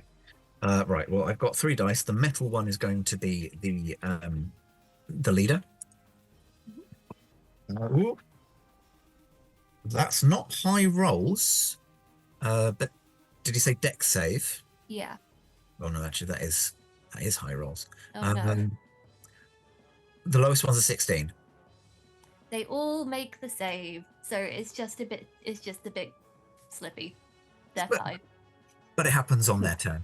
I'm sorry, Matt. I looked at the dice. I was like, it's an 11, a 12, and a 14. But unfortunately, they have proficiency in the saving throws. Oh no, wait. Only the leader has. Oh. And that was the metal dice. So that was the 16. The other ones are a 14 and a 16. Yeah, they will make it. The DC was 14. Sorry. Yes, I'm afraid with a DC of 14, it meets, it beats. I don't know. I'm conditioned to see low teen rolls as being not particularly great numbers, but apparently they were. Sorry. That's all right. We'll see. The grease stays there, so this might be a benefit on the end of their turn. Who knows? Well, We can try and push them back in. Yeah, and how big a puddle is it? 10 foot. Radius? One moment, please. 10-foot square centered on a point. Okay, so it's a square, so it is only the 10 foot. I mean, still corner to corner, that would be enough to get the 3 in a line. But yeah, we'll see. We'll see if any of them leave that vicinity. Anything else in your turn? Action, I presume. Check on the bonus actions. No, I think I'm good. Okie dokie, right. In that case, we go to Ninetails next, because it might surprise you, but a cat is faster than a fish. Ninetails is going to dart forwards, and you do notice strangely as well that the previous Ninetails couldn't resist darting in with a witty quip, but this one doesn't really say anything. And is going to make a rapier attack. Oh, and gets a crit. Nice. Which is 21 points of damage. Goes for one of the smaller ones, seeing as it looked like Warren had Bagsied the middle one. So now I have to do maths. Good. We do maths. Give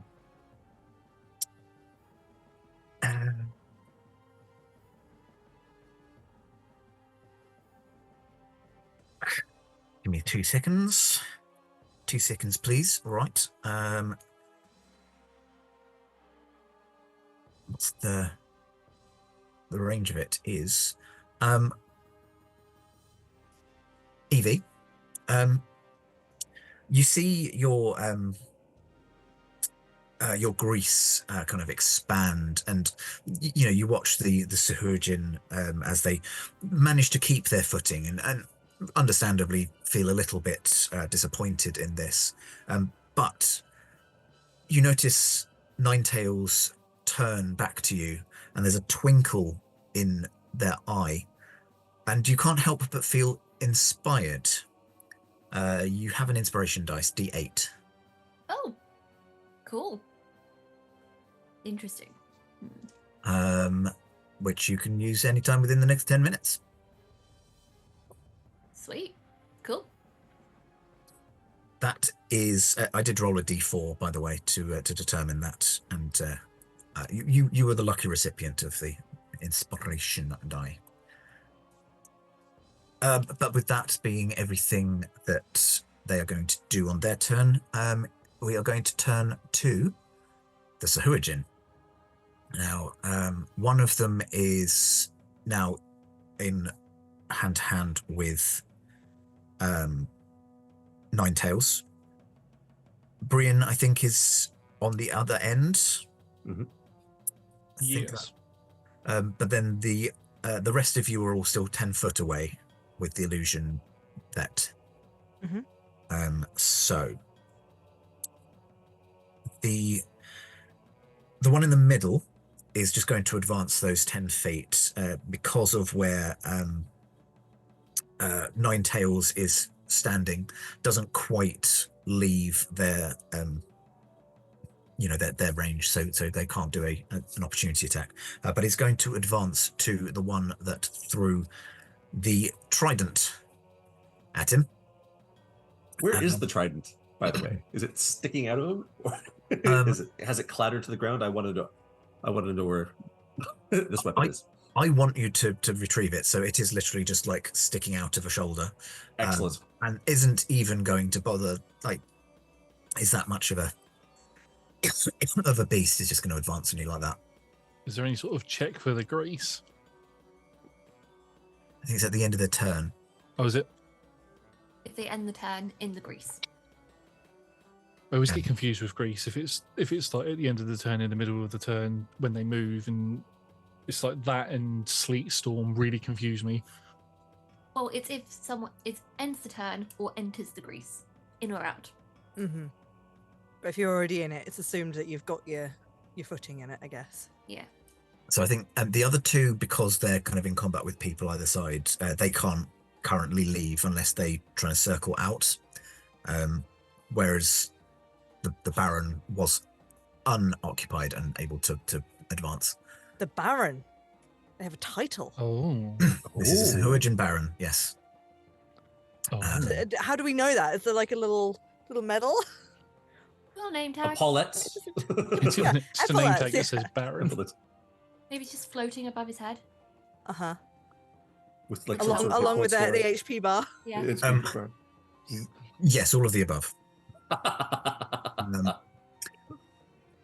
Is going to unfortunately make 3 attacks. Now what I'm going to do, I'm going to roll some d6s because advancing forward can attack you, Emphia, and Uncle Albert. So on a 1 or 2, it's going to be Werin. 3 or 4, it's going to be Emphia.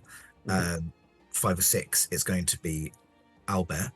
However, if I do roll Albert twice, it's only going to take 1 to realise it's not real. So I will re-roll. Unless maybe he's just really annoying as well and infuriating. He's just there going, well, back in my day, let me tell you.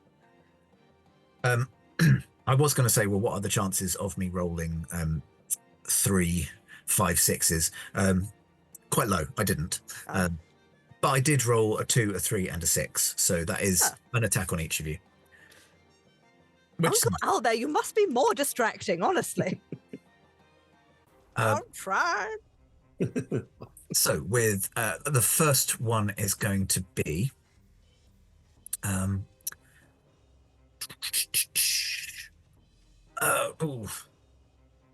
bite attack is the first one it tells me to do. So I'm going to do that one first on Werin. All right. That's only a 17. I believe you're wearing your armor now, aren't you? Yes, I am. You've had time to doff it. or don it. Which I should probably we did don it, and I did forget to check the thing. It's of course the armor is glorious. I left the arms bare, so that does hit. Okay, so that does hit. So you get bit, a little bit, and to the tune of 8 points of piercing damage as the teeth sink in. He then withdraws his head and has a trident of his own that he thrusts towards Emphia. I took the dodge action, So I dodge will- bonus action. So I take a roll with disadvantage. You know, it doesn't actually say. It just says you dodge as a bonus action on your turn. You spend 1 key point to take the dodge action as a bonus action on your turn. I can look it up. Well, you roll it anyway, and I'll look it up. Dodges with disadvantage. Disadvantage seems, the gamey thing, but also you're spending a key point and they're quite precious. So It is with yeah, Josh is right. Okay. And I make dex saving throws with advantage. will you be glad that that turned my Okay. 17 into an 8 because I Wow. rolled a natural 1. Oh, Wouldn't another it one. anyway? You said before that the other 2 Sahuagin didn't move closer, right? Within 5 feet? I did not. Boo! Okay, never mind. Did you have a reaction? Yeah, as a drunken monk thing, I can divert any attack that misses to attack someone else, but I don't want it to hit Warren. Unless we don't trust him. It was But Emphia you all are along. intrigued. You'll never know. You'll never know if you. No, I will just dodge. Okay. I mean, okay. Roll a cool it. Trident does have a range, so you could redirect the attack from being melee and knock the trident out of his hands and towards one of the others if you want. I mean, if you'll allow it, I would love that. Yes, I think it's hilarious. Absolutely. I love the image, so I'm gonna say yes, absolutely. Use your cool monk thing and swat it out of the Baron's hand. Yeah, it's just absolutely Emphia's style of just dodging stuff and just kind of using that big lunging attack against the Baron to sort of swoop his arm around. Oh no, thank you, and push it off to back towards the others. I spend a key point. Cause that attack to hit 1 creature of your choice other than the attacker. So yeah, it hits one of the other Sahuagin. Please. Okay. So And I where- roll. And where it admires all that choreography. I mean, you don't have to be a Corbin to be murder on the dance floor. I mean, it's very impressive. Brion's on the other side watching this going, I still really want to fight you. So yeah, I rolled 2d6 for that, and I got with the bonus an 8 on one of the others. So that one takes that. And then, given that is now no longer armed, is going to wrench the trident out, go for Alba, and obviously is going to miss. Now let me tell you, we never attacked with tridents in my day. Keep going, Uncle Albert. I think you're convincing him.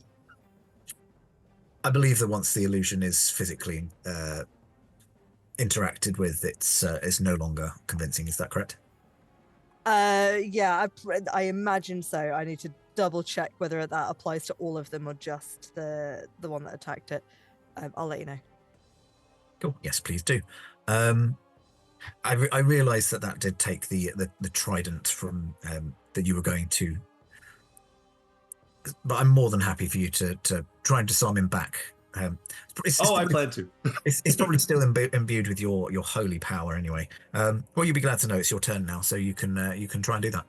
So that's exactly what I want to do. I want to. What I want to do is, with my bonus action, cast Compel Duel, and how I want to express that is trying to wrestle that trident out of its hand. Okay. So what we did this before, but it was Um, earlier in the party. And so was it a contested strength check? I think it was contested strength. Which, I mean, I'm hoping I roll low. I do. And I roll 17 plus 2, 19. Cool. Right. Well, I rolled a 10 in total. So nope, can't maths. 9 in total. So Okay. nowhere near yours. So yeah, you can absolutely gimme. Give me that. So I will attempt to compel the to use my bonus action to attempt to compel the creature into a duel. Okay. It's a wisdom saving throw. Wisdom save. That's a 19. 19. That passes. That makes the save, but still very close enough. I have the duelist ability. I have a melee weapon in hand. I have two strikes. The Baron. So first, a skewer of the Baron. Let me find my. So it's technically no longer imbued with the divine power because I let go of it when I threw it. So Yeah, it's that just a plus- costs you a spell slot, though, doesn't it? It was a use of my sacred oath or my channel divinity to do that. Honestly, I'm playing fairly fast and loose with the rules. You know, this isn't Neverwinter, so I'm going to be nice and kind. I was the one who encouraged you to throw it, so I think okay. 10 foot is enough that it was still within your god's purview. Perfect. So +6 to hits. First attack is an 11. 11 is not going to hit, however. Not going to hit. I'm being kind, but can't be that kind. But I mean, but I was inspired to add a 3 to it. To make it 14. To make it 14. Still not going to hit. Okay. Sorry. Second attack, same. Well, hopefully with a better die result. And that is a natural 20. Oh yeah, that'll absolutely hit. Double your damage dice. That's double smite. Can you double the smite if you choose to smite on that? Oh, I do choose. Oh, let me go find more dice. Hold on. Paladin maths. Paladin maths. Paladin maths. So the smite is an extra 2d8, which I double.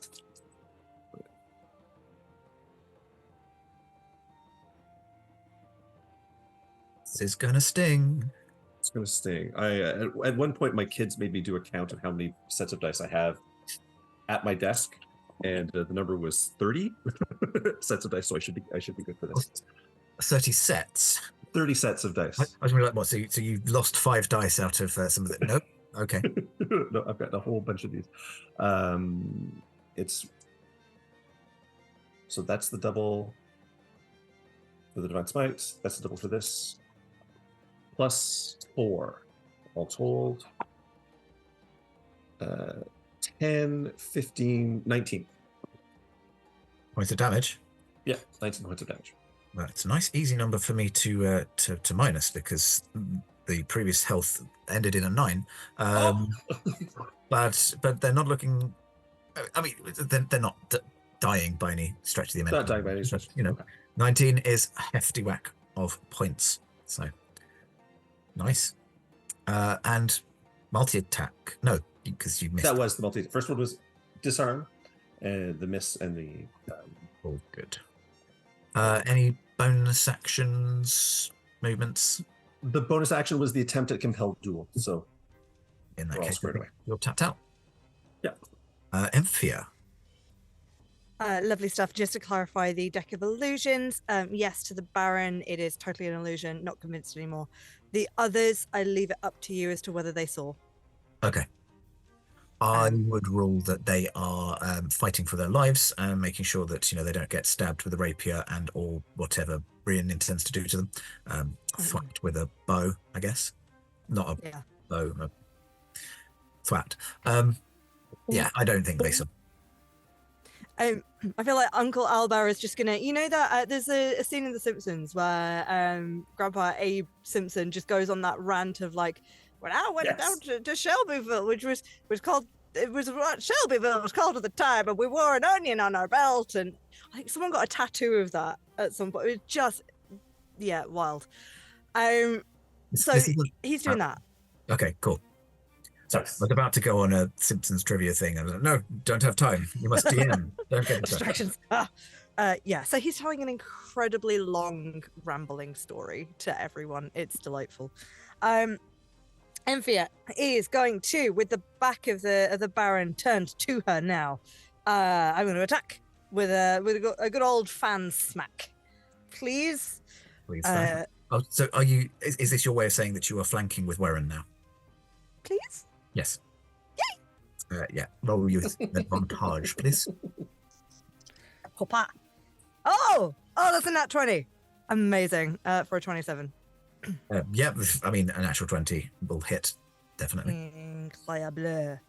So that's doubling the dice. It's going to be 2d6 plus 4. Okay, so that's 7. So that's 11 bludgeoning with the fan on my first attack. Nice. And then coming around for her second attack. So that's a 24 on the second one. Mm-hmm. For 9 bludgeoning damage with the second one. Okay.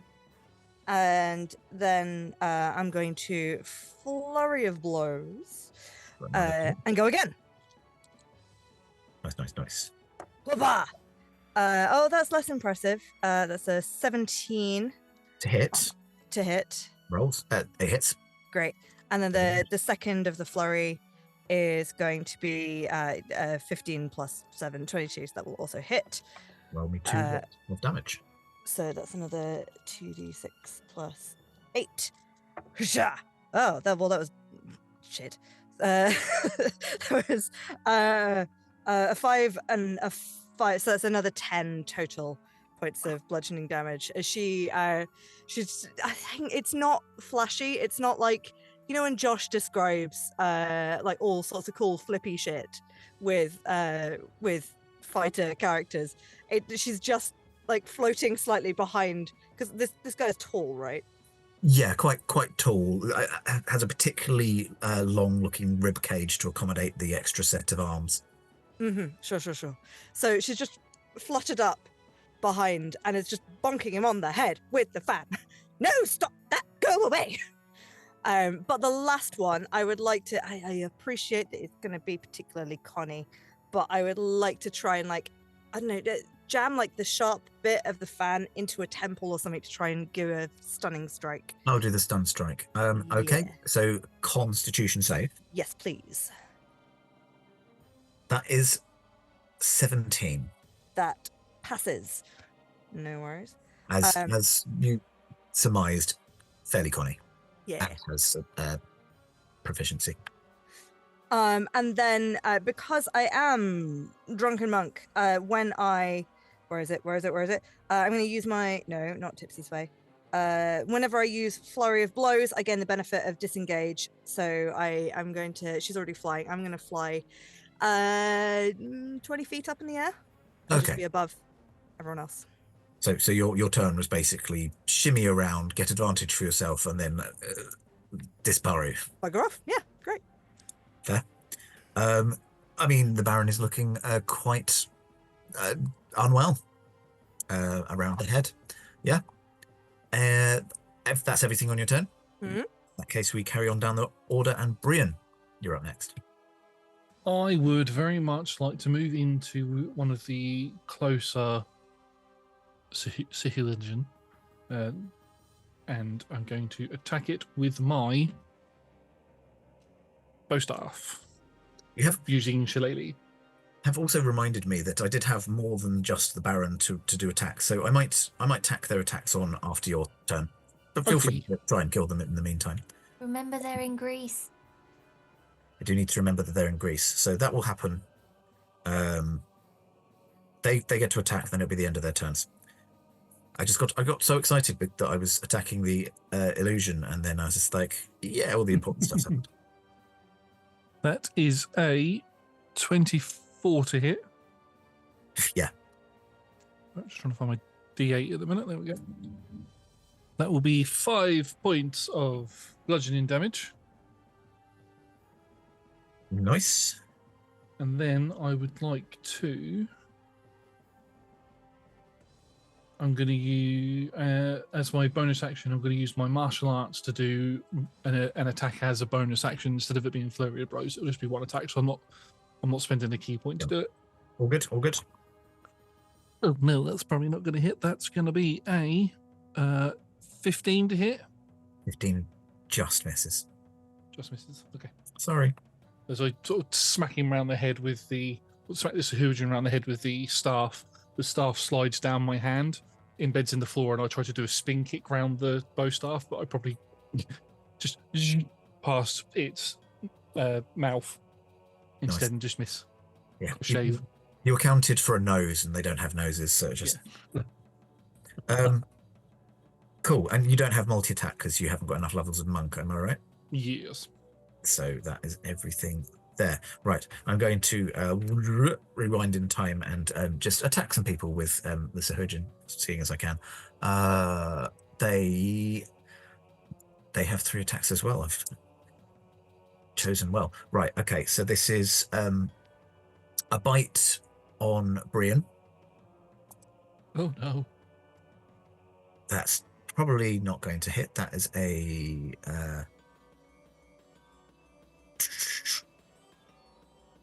oh no, hang on. I misread. They're all spear attacks rather than a bite. But it is a 12 to hit you. No. It is a 20 to hit you. Yeah. It is a 21 to hit you. Yes. So 2 of those spear attacks hit you, and they are D6s. Maths, 15 points of poking damage with the sharp end of a spear. Owie. Just on the go on. I just look at him and go, ow, blood, why? Because all my attacks are non-lethal. On the other side of the grease, you can see that the other Sahurgin is attacking Ninetails, and you do notice fighting these ones that they are more competent than the ones that you'd fought on the ship as well. Okay. They do seem. I'm going to double check. They do the same number of hits on Ninetails. And Ninetails takes some damage as well. That's me. 13.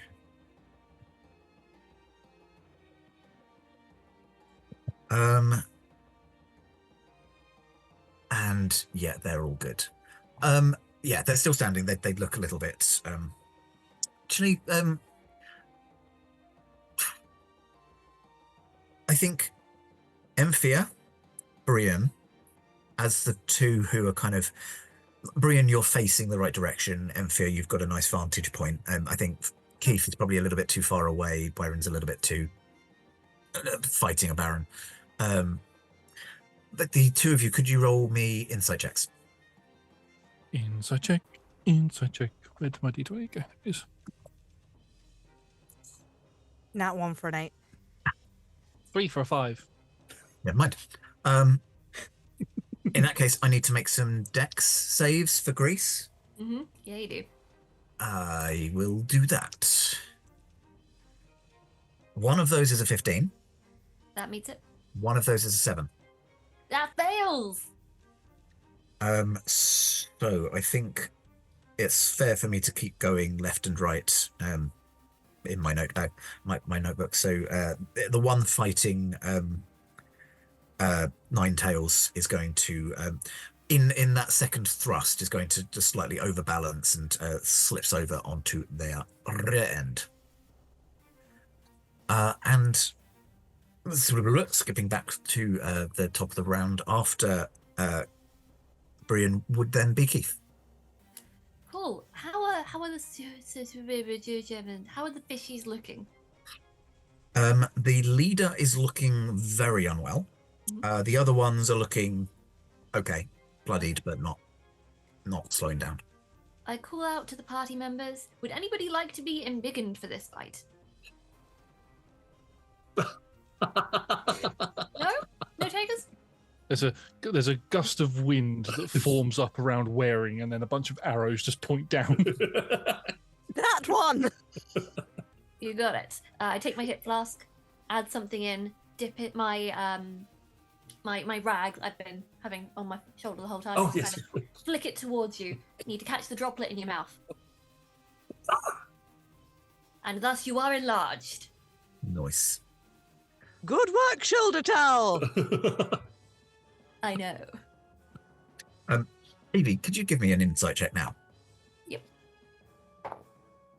That wasn't too bad actually. 17. 17. Just a off the cuff kind of point. You notice when you shout that out that Ninetails doesn't even react. Interesting. Anything with your bonus actions? That's Or is that a bonus action? I should know this. a good question. I need to stop calling it embiggen. It's a perfectly cromulent word. I just think It is, exactly. It is a Embiggen action. / unbiggen. Yes. This is the Simpsons episode. Welcome. No, I don't have anything else I want to do. Okay, cool. And you're perfectly happy standing at the back as well, I'm assuming. Yeah, because I've not healed from the previous fight where I was on the front lines. In that case, it moves on to Ninetails' turn, and they are now fighting a prone creature with a rapier, which I believe gives them advantage on the attacks. So, absolutely going to do that. I'm actually just going to roll that on Dutton Button. Yeah, that Dutton Button. That will hit. So that is 12 points of damage. Doesn't have a second attack, so anything else?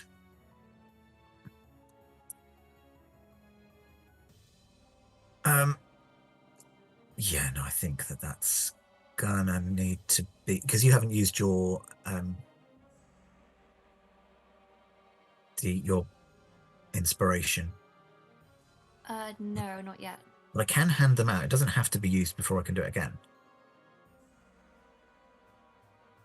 I can't remember rule of cool. I'm going to just do it. Brian,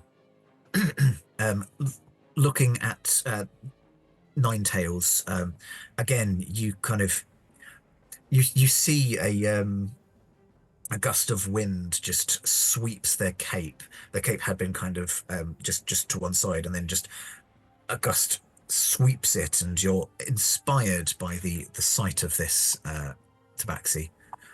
So cool. I want a cape now. Give me a cape. You now have a D8 that you can roll at some point. Thanks. And that is Ninetails' turn.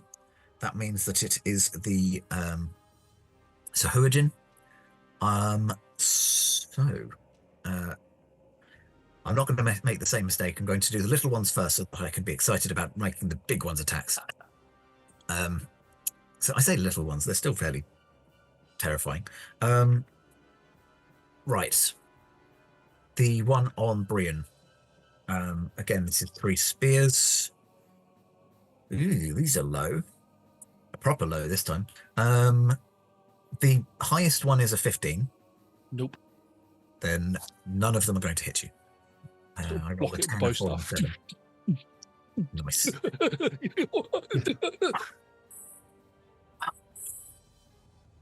I rolled 2 crits on Ninetails. Oh. Ooh. I don't know if anyone's seen the Puss in Boots film with that one cat at the end, but ooh. Or is going to have a dramatically different ending to the one Sean envisioned. Don't. I'm genuinely upset. Oh, no. No one hurts my tabaxi. Is it you? Okay, well, I rolled fairly low on the things. Oh, but I do need to roll an extra 2. So hang on, let me do some maths now. 9, 15, another 5, so 20. Okay, so Ninetails took 13 points of damage on that first attack. Has just taken 20. Ninetails' HP is 33. So Ninetails falls to the floor, having taken this hefty spear attack.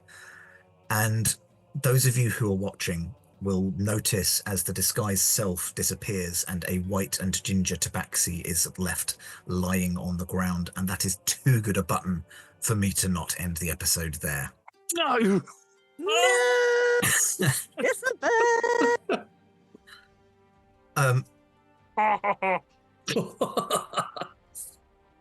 Yep. There you go. Been hinting at it Wow. for a while. We knew, Sean. We were waiting. We were waiting for the DM mandated point at which we were allowed to know, but no, sorry, we didn't know. It was a big surprise. Sorry. Yeah, big surprise. Nobody guessed that at all. All right, thank you for the exciting, thrilling reveals of tonight's show. If you enjoyed tonight, we play D&D every Monday and Tuesday from probably 6 p.m. Sometimes it's a bit weird because of, daylight savings and I don't like it. But generally around about that sort of time, or you can always catch up on YouTube, of course. You can also join us on Friday again from time of the day when we play other TTRPGs. All of our shows are streamed at twitch.tv/rolltogetherrpg, and you can find all of our content archived at youtube.com/rolltogetherrpg. And there are also podcast versions if you want to listen to me waving my arms about and not describing what shapes they're making. Just search for Roll Together RPG.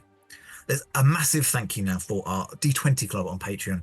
There's a link in chat now. If you're not a member, please do join them because every penny helps us to make all of the content that we do. Big thank you again to all of our sponsors and our supporters. And don't forget, we are also all over the socials as Roll Together RPG. Thanks for watching, and we will see you very soon.